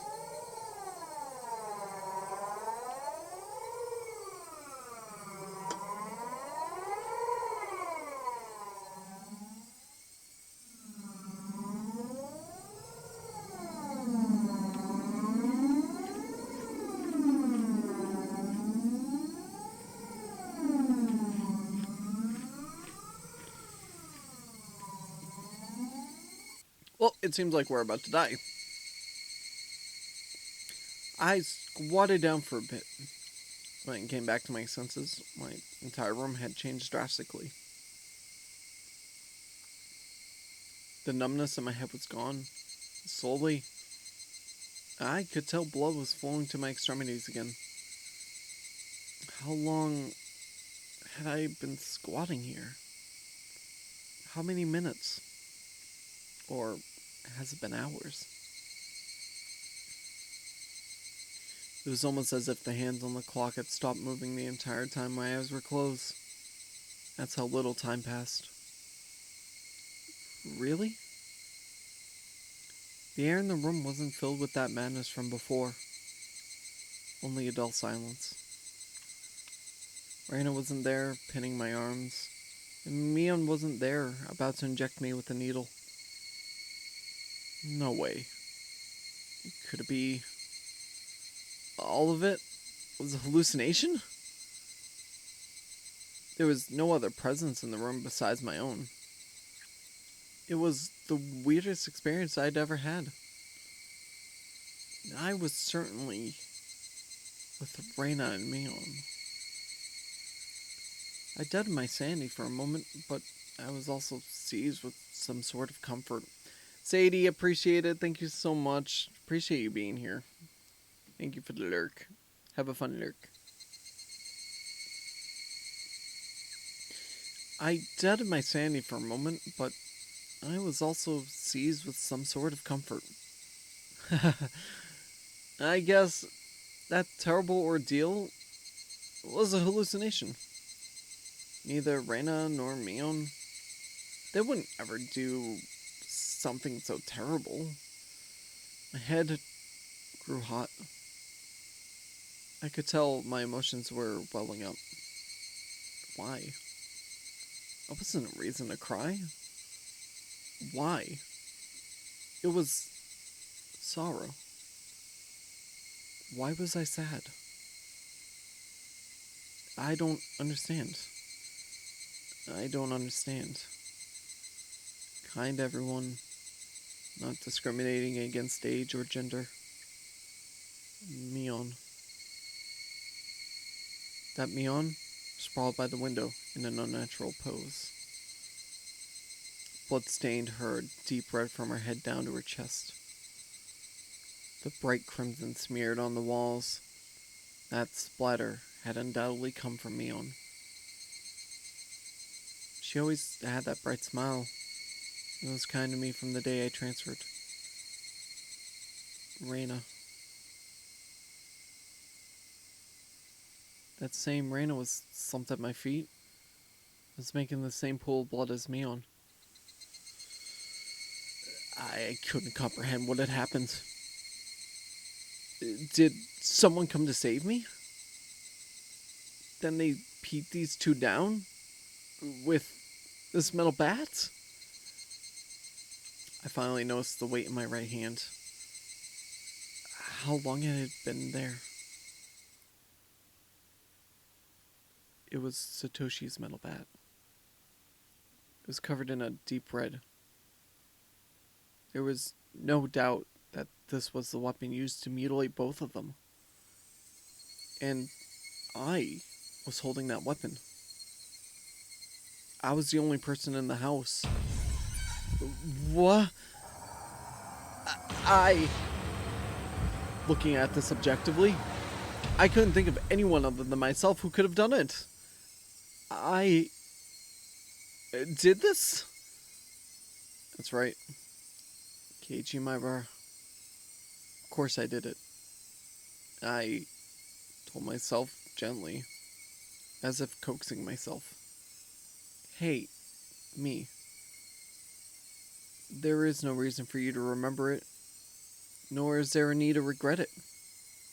Eat or be eaten. You get that, don't you? But the blood. The blood. There's so much. Neither Reyna nor Mion had moved an inch. It wasn't just a split forehead and a trickle of blood. Nothing that simple. The entire room was splattered with red, and it told me it didn't end with just 2 or 3 strikes. Were they dead? Both of them? The depths of my mind were calm, but on the surface, I was panicking and agitated. Calm down, Keiichi Maibara. What happened to your usual calm self? Come on now. Do like you always do. Throw your head back and take a deep breath. Come on. Once, twice. Breathe deeply. Calm down. Calm down. Chanted that over and over in my head and relaxed.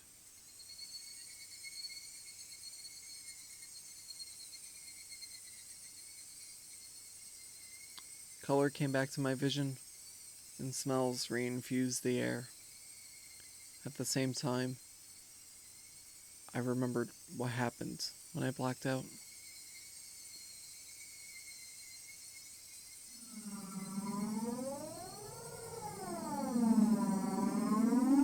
Reyna and Mion had attacked me. They were about to inject me with whatever caused the same symptoms as Tomitaki-san. But right before that happened, I fought back. I twisted my whole body and threw Reina as she was pinning my arms. Then I followed through with my spin and ran my foot as hard as I could into Mion's torso. It was soft. Reina tried jumping on me, so I tackled her as hard as I could and slammed her against the wall. I didn't let that brief moments of having them off balance slip by. Satoshi's bat that was left carelessly by the side of my desk.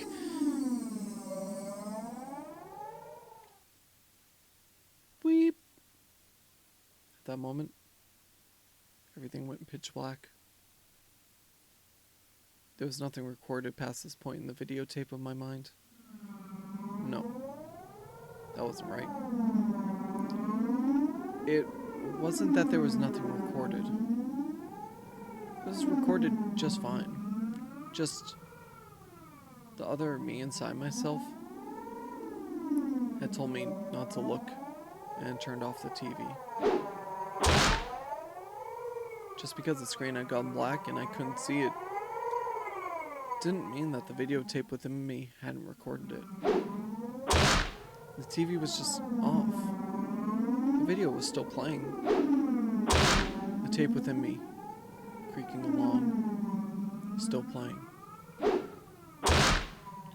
On the other end of that pitch black screen, that horrifying video was still playing on.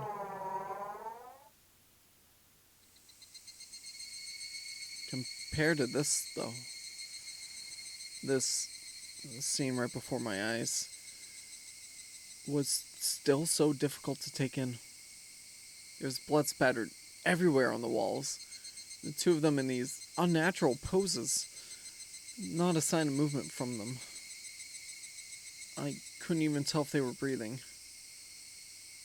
No matter what the circumstances were, my friends, these girls, I had attacked them. I may have even killed them.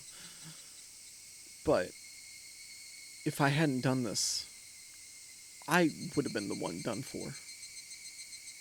Balancing that out on an imaginary scale, it felt odd that I'd even feel bad about it.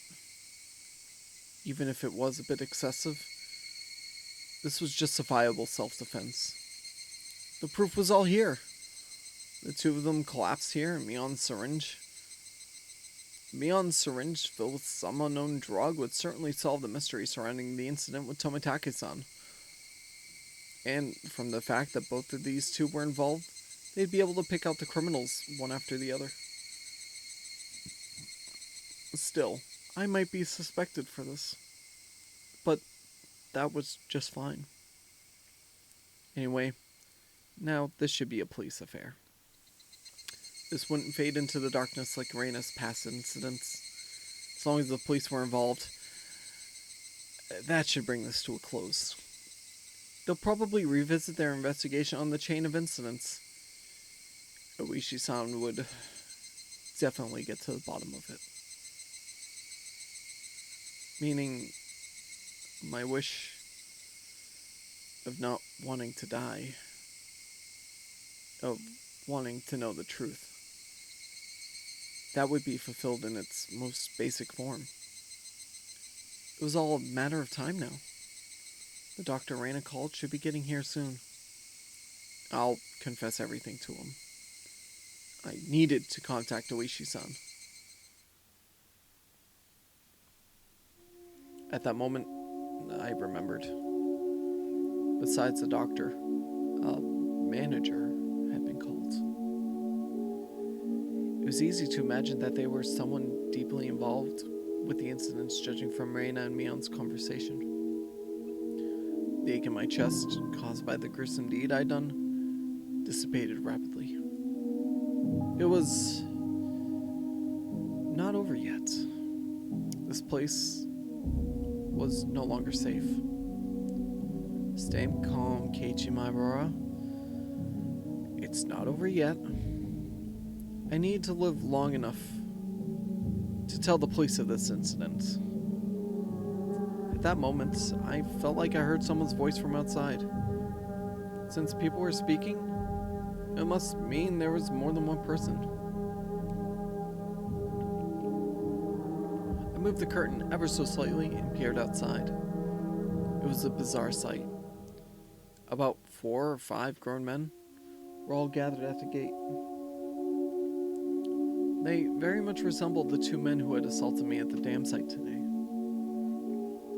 Those 2 might even be among them. There was one person there wearing a white coat, but he didn't look like a doctor at all. My gut told me he was in disguise, only posing as a doctor. That guy would probably ring the bell and get me to open the front door.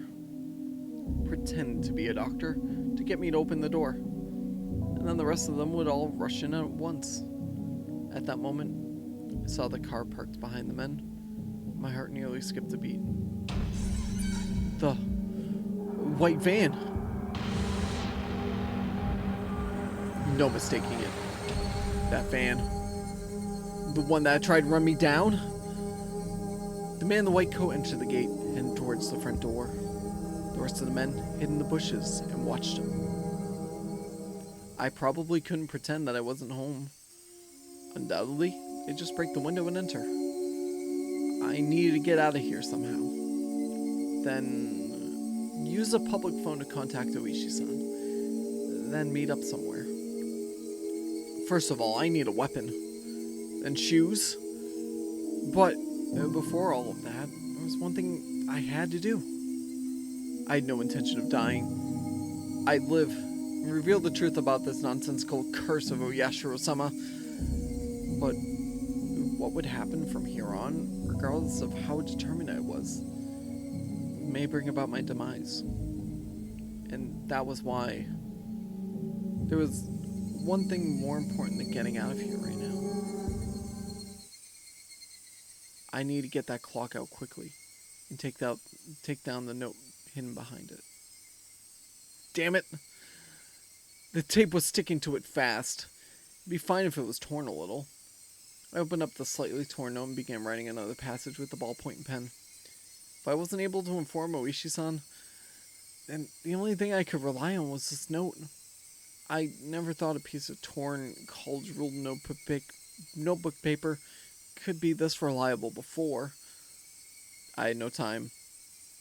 I'd only write what I knew right now. I needed at least some sort of information that would lead them to uncover the truth. Reina and Mion are conspirators of the perpetrators. This was an undeniable fact.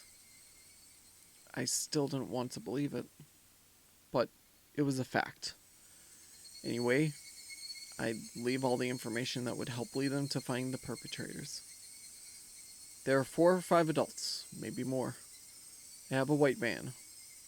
This was everything I was able to see from the window. There may be more. Also, there was that unidentified person known as the manager. To begin with, the term manager didn't even mesh with Hinamizawa at all. If they were going to include the managers from the past incidents, then the only one is the construction foreman, the victim from the first murder. The very first victim in the chain of incidents. Killed in a lynching. His body divided into 6 pieces. His right arm was never discovered. The police should have confirmed that death? But Reina and Mion did both call him manager. They said manager. They wouldn't use that term to refer to someone who was dead. The police would never even conceive that someone who was deceased could be involved. Could that be some sort of oversight? I didn't know. But even if I didn't know, it could be a big hint for Oishi-san.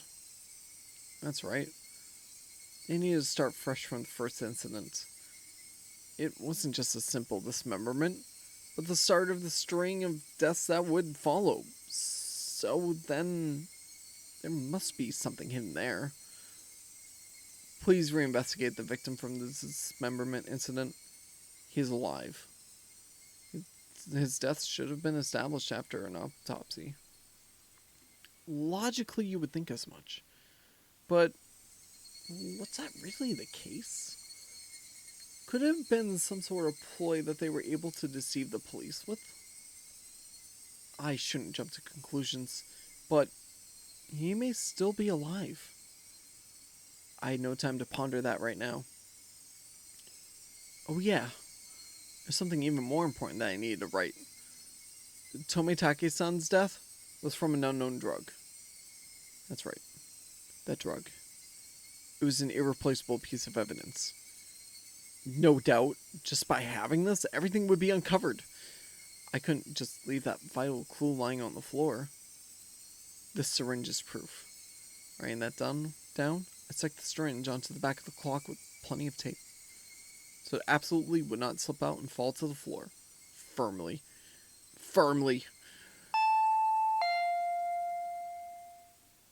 The bell rang. They were here. I couldn't write anymore. But even still, there was one last thing that I had to write. I have no idea why it has become like this. This may be the closest thing to the truth of everything I wrote on this note. If you're reading this, then I am probably already dead. Though you may or may not find my body. If I was going to write out everything that could happen, either dying from the curse or being demoned away, you who are reading this, please uncover the truth. That is my only desire. With this, my last will and testament was complete. It wasn't certain that I was going to die, but it was my final plea. Just in case. Fold the note, stuck it back onto the back of the clock, and returned the clock back to its usual spot. I couldn't help but pray. Oishi-san, if something happens to me, I leave the rest to you. After that, I gazed down silently at Reina and Mion. This was probably the last time we'd ever see each other. Reina. Mion. I really had thought all of us were friends. But why did it end up like this? I never had any fun in my previous school. I only worried about standardized test scores. But if the school I hoped to get into was where I really wanted to go or a safety net, that was all I talked about. It was a dull life. The people I called friends were also my rivals in studying, in competitions, in personal records, and standardized test scores. Everyone here taught me how unhealthy that lifestyle was. This month was really fun. Making a fuss over lunch, making a fuss over the club, making a fuss over the festival. Something hot began dripping from my face. Uncontrollable tears. I should have had no obligation to shed tears for them. But they wouldn't stop. Even if they were after my life. Even if they were trying to kill me. Everything that happened this month, I wouldn't forget it. Or could it be those happy days were all a facade as well? Was it all a trap? Meticulously orchestrated up until today to ensnare me? Could it have been that I had just arbitrarily assumed that they were my friends? That it couldn't have been the case. Both Reina and Mion. They were really my friends. Those happy days. There's nothing fake or unclear about them. Someone probably forced them to try to kill me. Or their minds were taken over possessed by the supernatural entity known as a Yashiro-sama. Regardless, both Reina and Mion, they were the best friends ever. And when they were coming after me, it wasn't of their own volition. Wait, they weren't the kind of people to sell off their friends, regardless of whether or not they were forced. There's no way such a thing like being possessed by Oyashiro-sama could happen in reality. Then, did the real Reina and Mion come after me? What was I thinking? What a silly, dumb idea. Having beaten down both Reina and Mion, I was still debating if they were the real ones or fakes. There was no real or fake. Only the reality that was before me. Reina and Mion were sprawled out at my feet. And that was the only truth. I was only trying to twist the facts to my benefit, that I'd beat my friends to death. No matter how I spun it, it wouldn't change reality. Reina and Mion were both dead. It felt like there was a crack in the dam of strange emotions that was holding back. It felt like my calm state, which was nothing more than a bluff, had receded. And in that opening, insanity was leaking out. I killed them. I killed them. Reina and Mion. I killed them. The doorbell rang again. The unrelenting echo pulled me back into a state of composure once again. I didn't have a moment to spare. Quickly, I needed to get away. I didn't want to die. I would uncover everything after that. The identity of whoever or whatever had pushed me this far. Even if I had to drink mud and eat grass, I would survive. I would survive. I would definitely survive. I killed Reina for that very reason. I also killed Mion. I went that far just to keep living. So, I can't die. For my sake, and for the sake of the late Reina and Mion, I have to survive. I ran towards the door and grabbed my shoes. The doorbell rang again, as if to urge me on. Behind the single, solitary door, they were there. Keeping quiet, I headed towards the kitchen. Headed towards the back door. Before opening the back door, I put my ear to it and checked for people outside. No one? After I put on my shoes, I opened the door slowly so as to not make a sound. There he is! The back door! A piercing voice echoed out. That voice stabbed through me, setting my hair on end. I had to run! Get out of here, Keiichi! One after the other, I felt stuff like rationale and intelligence, those things you use when you have time to spare, spill out of me. I didn't feel any pain from the branches scratching my arms and forehead. My autonomously pulsing heart also felt neither fatigue nor pain. My entire being just wished to live. There was nothing else it desired. It probably had no complaints whatsoever. So of course I wouldn't feel fatigue. I just ran. Just recklessly rushing in the direction I was already heading. Even if nobody was chasing after me, I'd still be running like this. There wasn't a thought in my mind about where I was headed. Turning around, I felt a presence right next to me. That presence was, without a doubt, chasing me like my shadow. If I took even one misstep, I would be devoured. That's what I thought. So, I didn't turn around. I didn't stop. I ran. At full speed.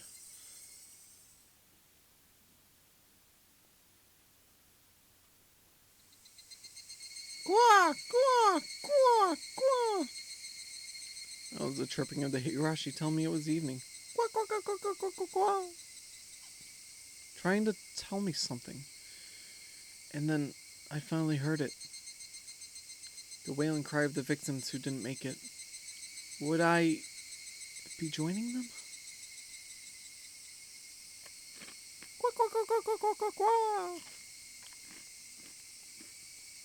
Only the Higurashi knew. They knew everything. They definitely knew.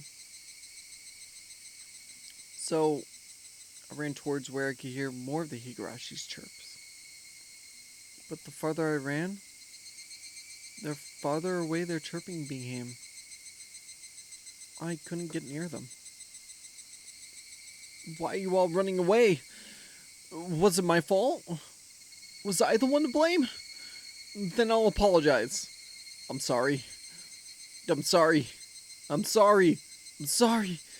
I'm sorry. I'm sorry. I'm sorry. I'm sorry. I'm sorry. I'm sorry. I'm sorry. I'm sorry. I felt that only the Higurashi knew.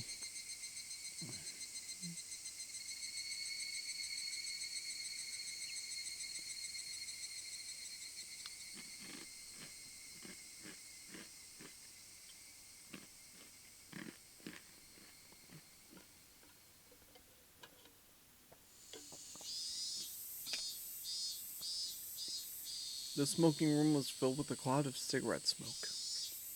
The expensive smoke filter gave off some crackling and electric noise, but it didn't seem like it was doing anything at all. Why did smokers have to be shoved so far down this corridor where the sun didn't even reach?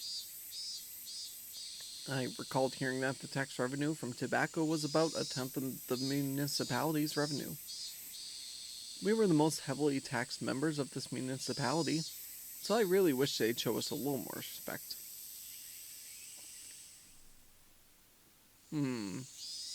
Why would you discard the 5 manzu there? It's just increasing your options. One of the younger detectives was having a staring contest with the Mahjong magazine called Next Turn.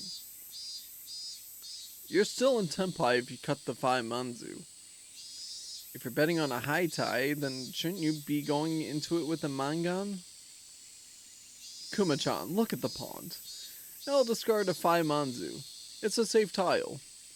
You'd hate if, at the end of the game, someone was sitting on a tenpai on the last turn, wouldn't you? The kid let out another groan, put out his cigarette, then took another one. I just don't agree. Why would you reduce your own options? By the way, you can't call Ron with your winning tile in that high tie. What? Why is that? Just then I heard a voice coming from down the hall. Are you here, Oishi-san? You have a call from a civilian. Whoa, ain't that something? Well, see you soon. Well, why can't you call Ron on it? Hold on for a second, Oishi-san. The man sitting in the seat Oishi-san was heading towards waved at the telephone receiver. Outside line, from a payphone. Oh, why thank you. Sorry to keep you waiting. This is Oishi. Who is it? Ah, Oishi-san. Hello? If it isn't Maibara-san. Why, good evening. From the tone Maibara-kun's voice.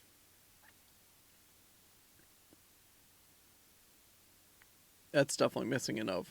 From the tone of Maibara-kun's voice, I already knew he was in a predicament. This was the first time Maibara-kun had phoned me. And he was calling from a payphone. Please, calm down.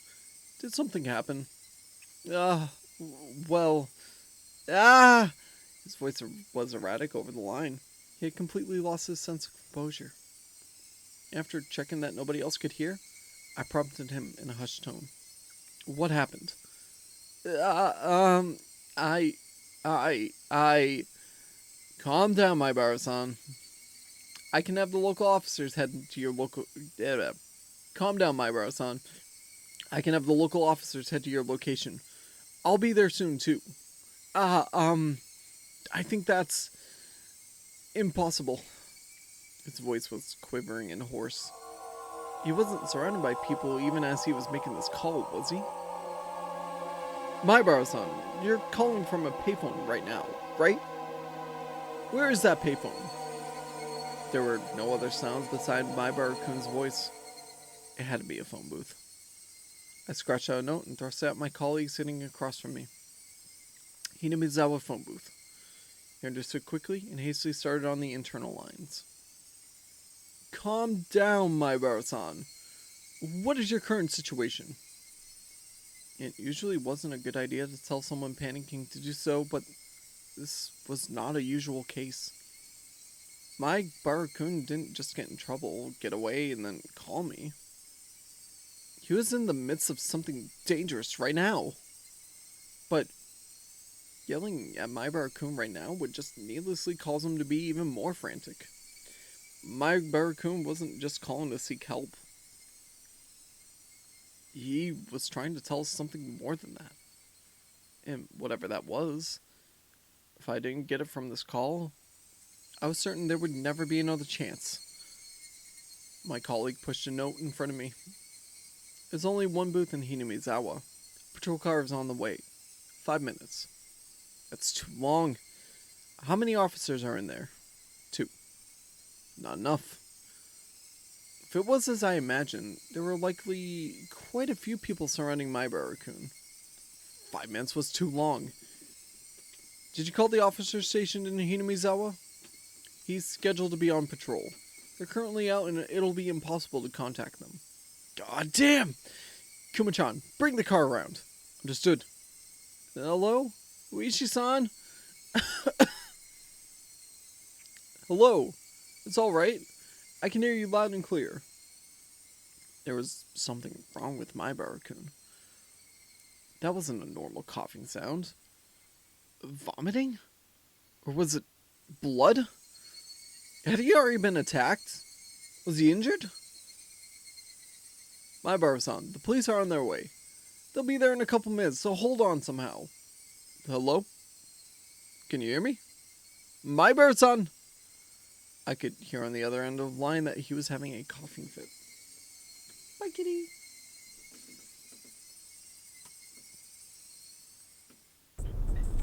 The worst possible situation popped into my head. Maibara-san!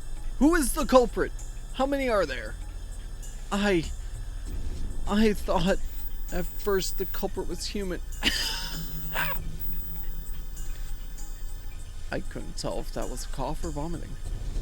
Are you alright, Maibara-san?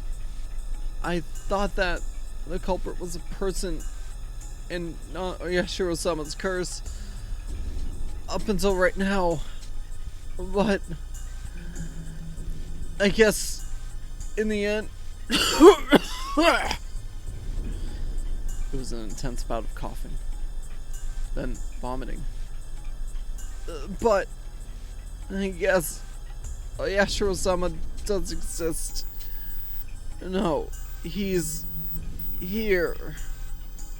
Maibara-san, please, just calm down. I had been thinking it was strange for a while now. It's been following me this whole time. I run and run and run and run, but it just sticks to me like my shadow. But slowly, so slowly, it's digging itself into my back. Maibara-san, are they right now, perhaps, right behind you? Behind me? Right behind me. Please, Maibara-san. I can tell you're scared, but please, who is it that's right behind you? I can't just look behind me. If I do, I understand that you're scared, but please tell me. You just need to turn around a bit. Who is it? Who is behind you, Maibara-san? Right after I said that, I could hear him vomiting intensely. What followed was the nightmarish sound. Maibara-san! It could be that you're clawing out your own throat. There was no answer. But I could hear something like scratching. There was a bang as if something was being hit. My Barakun had probably dropped the receiver. I could hear groaning and vomiting over on the other end in a repeating abnormal noise. Hello? Hello? Myro-san! Hello?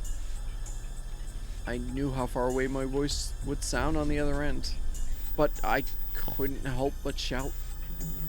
At the moment, I heard whispering coming from the other end. I couldn't tell what he was saying. From the way he was saying it, was he talking to himself? Or was he talking to someone there? Hello? Maibara-san! Rather than whispering, it was some kind of mantra he's chanting over and over. I focused my senses, trying to pick up what he was saying. What was he repeating? What exactly? Beep! Suddenly, the line went dead.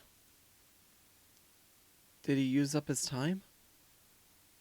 It was because it was a payphone. Ah! It was because it cut out so abruptly. The last thing he said came out so clearly in my mind. Oishi-san, the car is good to go. Oishi-san? I'm sorry. Oishi-san? That's what he was repeating over and over. He said, I'm sorry. I had a gut feeling. There was no longer a need to hurry. I could hear the chirp of the Higurashi spilling in from the open window. Squeak, squeak, squeak, squeak, squeak, squeak, squeak, squeak. I should have been able to hear them this entire time. I just wasn't paying any attention. Why did I focus on them all of a sudden? Squeak, squeak, squeak, squeak, squeak. Were they trying to tell me something? Only the Higurashi knew. That's how I felt.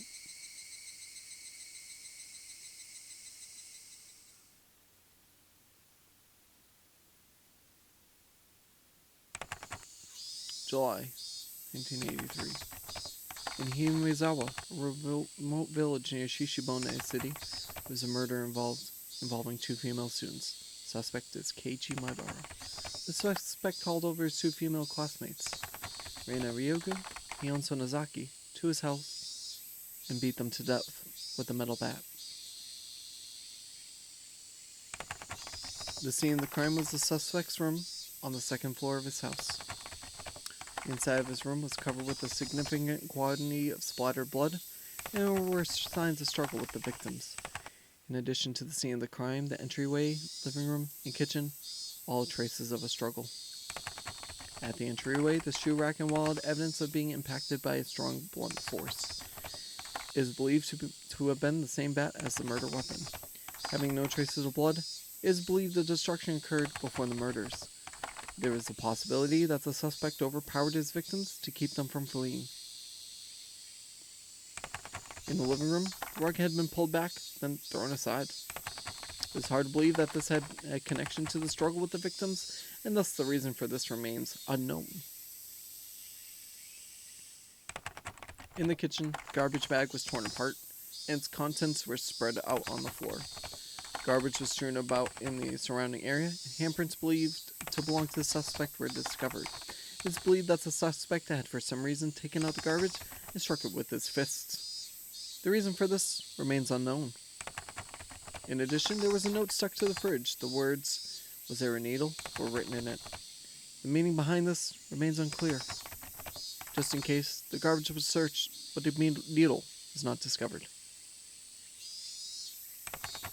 Though the garage door was functional, it had been left open ever since the suspect moved in. The garage door was found closed. The suspect's fingerprints were discovered on the garage door. reason behind this remains unknown. The suspects fled the scene of the crime. However, a patrolling officer, Hinamizawa local PD, found the suspect collapsed inside a phone booth. At the time of discovery, the suspect was unconscious in critical condition. He was rushed to the local hospital for treatment, but did not regain consciousness and died 24 hours later. The results of the autopsy indicate the immediate cause of death to have been hypovolemic shock. It is determined that the suspect had clawed at his own throat with his fingernails, and the resulting bleeding caused his death. With the similarity to death of Tomitake-san the prior week, the police believe there to be a connection and have opened an investigation. However, due to the wishes of the local authorities, it will be a confidential investigation. Due to the abnormal nature of the death, it was suspected that drugs were involved. As with Tomitake-san, there were no drugs found. No traces were discovered. What prompted all this remains inexplicable. As such, this case is being treated as an act committed on impulse. However, with several accounts of the suspect's bizarre behavior leading up to the incident, it is possible that this was premeditated. Separated from his group of friends, isolation, and inexplicable behavior. Several days before the incident, the suspect began carrying around a metal bat. The suspect was observed displaying aggressive behavior as well as talking to himself at school. His classmates have actually heard portions of what he was saying.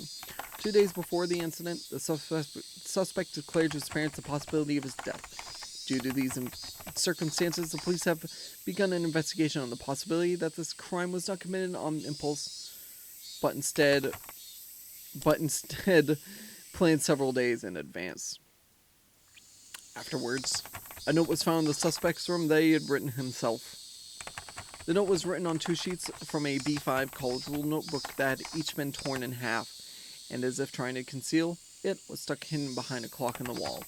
The contents are written as written in the appendix. The police believe it to be strongly related to the incident. The police changed their line of investigation based on the possibility that the suspect was involved in some sort of incident himself. However, no further clues were found, casting doubt on the credibility of the note. Was the crime impulsive or premeditated? With the situation unclear, no further developments. The case has been labeled as unresolved. However, the following year, suspicion arose regarding the nature of the note. The note was not written on 2 halves of B5 paper from separate sheets, but originally a single sheet of B5 paper. In order to erase several lines from the middle, someone had torn them out. Judging from the size of the letters, the missing section is estimated to be 2 to 3 lines. It is highly probable that the person who eliminated the lines in question is not the suspect. In addition, judging from traces of large quantities of cellophane tape being stuck to the back of the clock, speculation that something other than the note was stuck there had arisen. The person who first discovered the crime was a detective rumored to have a connection with the incident. Kurado Uishi. He underwent involuntary questioning, but denied his involvement in any damages to the note. The suspect's note. I, Keiichi Maibara, am in fear for my life. I do not know why they are after me. Why they are after my life. The only thing I do know is that it has to do with Oyashiro-sama's curse. Reina and Miron are conspirators of the perpetrators. There are 4 or 5 adults, maybe more. They have a white van. This was all on the first sheet. Everything below this has been ripped out. This is from the second sheet. Everything above this has been ripped out. I have no idea why it has become like this. If you're reading this, then I am probably already dead. Well, the only difference may be the presence or lack of a body.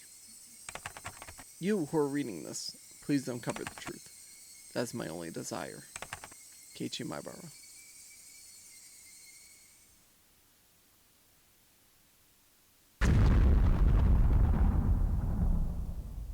And there it ends.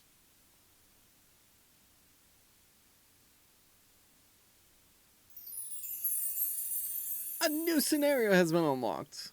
All cast review session has become available to play. Select extra on the title menu, then pick the all cast review session.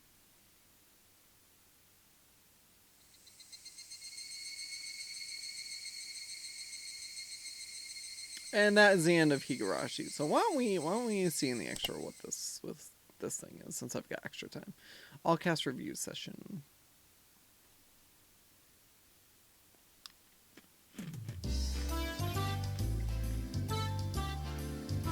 Thank you for buying Higurashi When They Cry Onikakushi, a visual novel by 07th Expansion. How was it? How was it? If you enjoyed it even a little bit, it would make me happy. Even a little bit is stretching it. That incredibly dark ending made me angry, you know? Made us angry. As I understand it, this Onikakushi chapter is supposed to be somewhat of a prologue to the entire series. How could the prologue have such an incredibly dark ending? Yeah, but doesn't that happen sometimes? The player digging through the story in order to avoid a bad ending is the point of these types of games after all. It's still just the first chapter. I'm looking forward to the next one. What happens in the next chapter? Reina, do you know? Yeah, they said the next chapter will introduce another aspect of the story. That's a strange way of putting it. What does that mean? In this chapter, they introduced a string of mysterious deaths that were happening in Hinamizawa recently, right? The next chapter will introduce some of the history of Hinamizawa. With one strange event happening after another, I got totally lost. What exactly is the Yashiro-sama's curse about? Actually, what is the Yashiro-sama to begin with?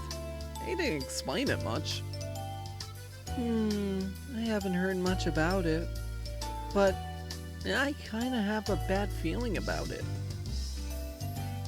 It feels like it'll be another one of those scary stories where someone gets cursed again. Tough luck, eh? Tough luck, eh, Kei-chan? What kind of curse is he gonna get hit with this time? However, I am looking forward to seeing what kind of story it's going to be. Sorry for being late. My bad, my bad. Hey everybody, good work today. Same to you. Nah? Where's Kei-chan? Keiichi-kun is already off reading the script for the next chapter. It must be hard being the main character. It's too bad. You could have at least poked in to say hello. It's probably because he doesn't have any character art, so he couldn't poke his head in even if he wanted to.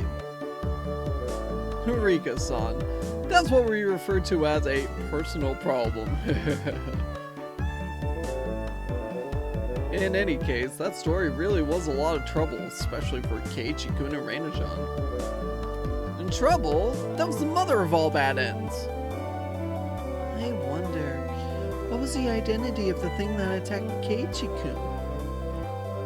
My theory is that it was the work of people made to look like a curse. But at the end, Keiichi made that phone call. Yeah, I also thought that call was strange. At that point, Kei-chan should have been certain that the culprits were people. That really was a strange phone call. It almost sounded like he was being chased by a ghost or something. Just from that phone call, it really makes me think that was the work of a curse after all. Since we're all here, why don't we all share our theories? Let's start with Sonozaki-san. I absolutely believe it was people. I think it was a man-made incident that was just imitating the strange folklore floating around Hinamizawa. Certainly. Every year on the day of the festival, for another link in the chain of mysterious deaths to happen certainly is suspicious. That so-called chain of mysterious deaths is definitely somebody trying to reenact the folklore. Definitely.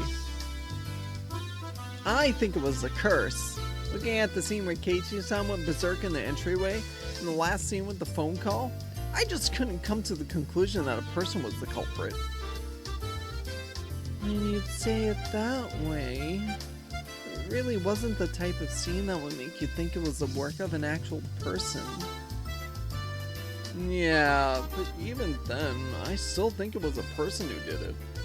That last scene and the one with the entryway, I think it might have made a delusional episode brought about by a post-traumatic stress disorder.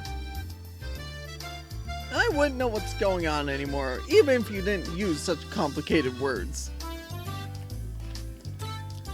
In other words, Keiichi was so scared that he was imagining things. Then, what was the meaning behind that scene? What exactly was that mysterious presence behind Keiichi? A red herring. Red herring. Mii-chan, what do you mean by a red herring? Like old man Tomitake here said, that scene was the result of Kei-chan having a stress-induced delusion from being mentally cornered. To expand on that a bit further, it was a ploy to make the player think it was a curse. That's why it was a red herring. When you say it like that, but, well, it just means that there's a possibility. In that case, the theory that Oishi-san proposed during the story that it was a conspiracy by the villagers was correct? What does the man himself have to say about that? Me? It makes you think, eh? Well, I totally thought Oishi-san would be behind the people explanation. During the story, I said it was definitely the work of people. But if a person really was to blame, that leaves the law of loose ends. Like what? Let's hear what Detective Oishi-san's theory is. First of all, if a human is the culprit, then there has to be a motive.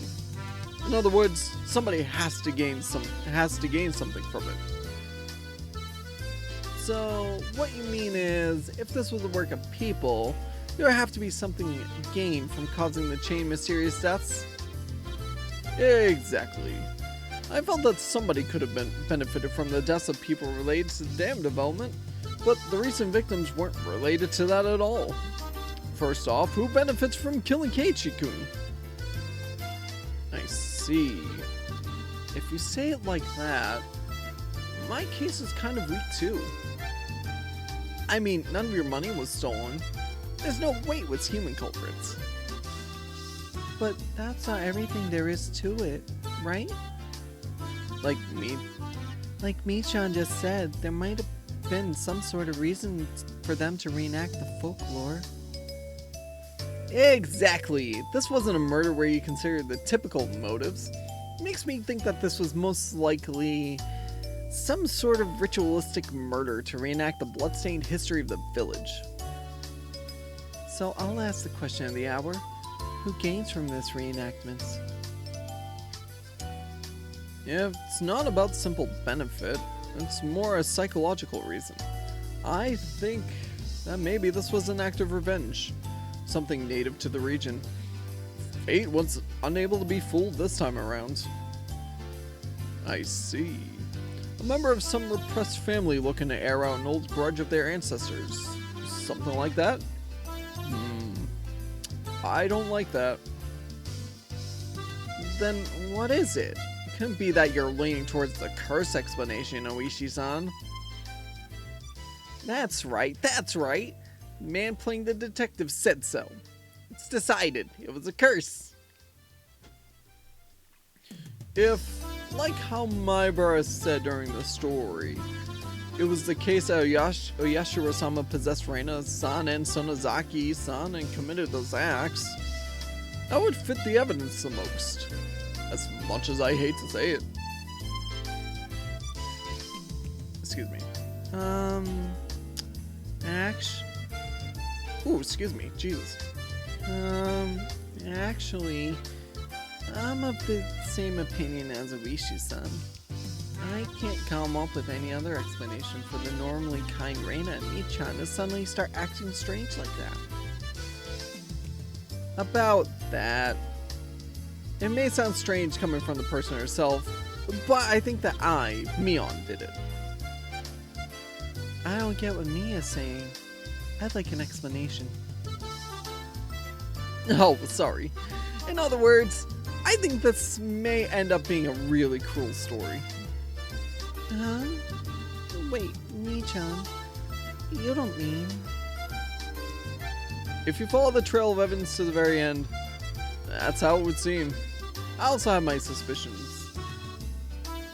In other words, Reina-san and Sonozaki-san both actually had those personalities to begin with, and were merely deceiving Maibara-san. Am I right? I don't like that at all. This is all the curse's fault. Reina-san and Mion-san and everybody else are all kind, nice people. I think that too. I think that Reina and Mion-chan are really good people at heart. I think that during the story, they definitely were possessed by something. So, Reina also thinks it was a curse. Then let me ask everybody who thinks it was a curse. There has to be a reason for a curse, right? I don't think there would be something indiscriminately cursing everything. Can somebody explain that? A curse is a curse. Human logic won't get us anywhere. Satoko-chan, a personified deity is, in the end, nothing more than the creation of people. That's why their method of thinking is also understandable to humans. Just take a look at the Greek pantheon. They cry, get angry, get jealous. Basically, they're just like humans. So what you're saying is that Oyashiro-sama is cursing people with some benefit in mind? That's an odd way of putting it, but basically yes. That's why they say, far from Jupiter, far from its thunder. Haha, you do have a point. Basically, it doesn't matter if it's Oyashiro-sama or humans, there has to be a reason. But Rika, what if that reason isn't clear?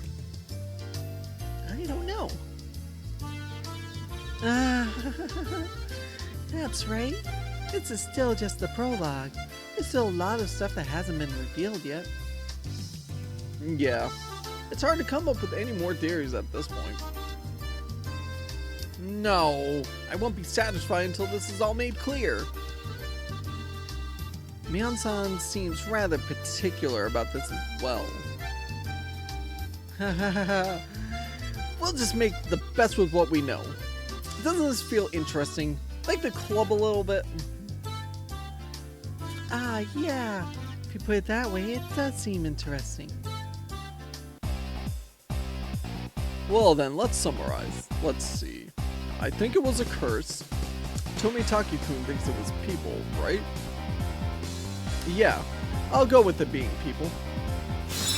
I also agree with the people explanation. That's not to say I hate such fantastic things like curses, but in this particular case, the connection to a curse is a little weak. 2 for the people explanation then. Reina-san was on the curse side of things, right? Yep. Satoko-chan and I believe it was a curse. Right? Yeah, I think it was a curse. People who say that was Reina and Mion-san were evil to begin with are more befitting of a curse. Well, I don't want to believe that my own personality was that twisted. But I have to be cool when I am in club mode. If I base my choice on just emotion, I'll regret it, you know. Well now, it doesn't really matter which side you pick, does it? Huh? Rika-chan hasn't said anything yet. What do you think? I don't think that Oyashiro-sama is a bad god. Huh. That's an interesting opinion. I don't want to worship some bad god that just curses people. I'd like a generous god more than one that curses. That's right, Rika-chan is a shrine maiden. Yep, good opinion. Then what? If Rika-chan doesn't believe that was Oyashiro-sama, then do you think the perpetrators were human after all? We'll just go with that. Well now, that means the votes are split right down the middle. So half of us think it was a curse, and half of us think it was people. Reina-chan, just for reference, what did the test players play the beta version think? There were a lot more players who believed in the people explanation. See, right there. Our veteran comrades are cool, collected, and very observant. But the beta version only finished partway through the story. That's right. Even the people who played the beta might change their minds if they got through to the very end. What should we do then? This means that the opinions are still split. It's no fun if we don't settle this. We need there to be an odd number of judges. In other words, we need one more opinion. Ah, perfect timing then. Why don't we ask Keiichi-kun himself? Let's call him. The opinion of the victim itself is very valuable. Since that's decided, it's time for the phone.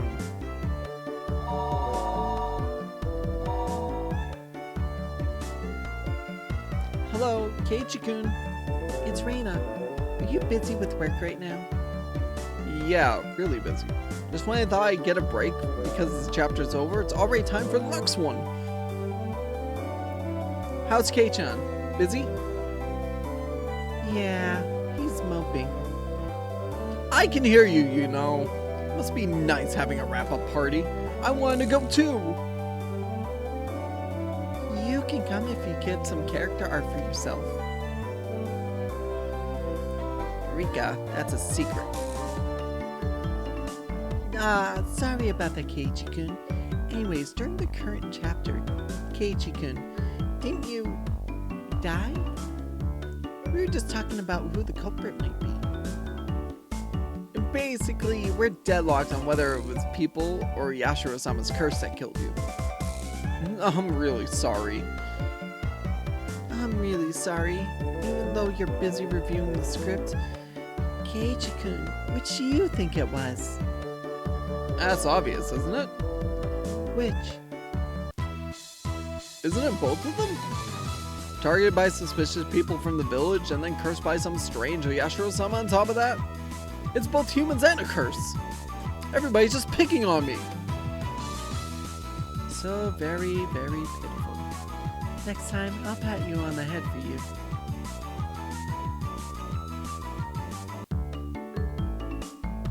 In the end, the opinion's still split, huh? I'll think this over again. We might have missed something. Well then, please look forward to the next release, Higurashi When They Cry, Watanagashi. Oh, that was a cute little extra that they had.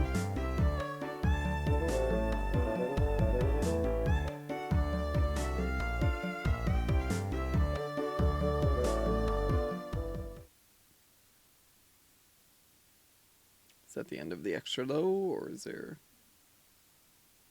Onikakushi party? Alright. Yeah, that looks like that is the very last thing. We're gonna go ahead and raid out just because I really don't want to start on the next thing. Thanks everybody that came by today. I know it was a really early stream, but I do appreciate all the support. I have a little better idea of in terms of my Friday, Saturday schedule at this point. So I will make sure I put that information in the Discord. If you guys want to join that Discord to keep up to date with that information, link is there. I also host events exclusive to the Discord every Saturday. Tonight's going to be a karaoke night. We alternate that with a bad movie night and community game night. So that's definitely the place to be for all those events. My friend is also hosting some watch parties for Formula Racing. So if you want to join in on that, that's the place to be. Lots of hockey stuff going on top of that. So, alright, the question now becomes, who are we going to raid?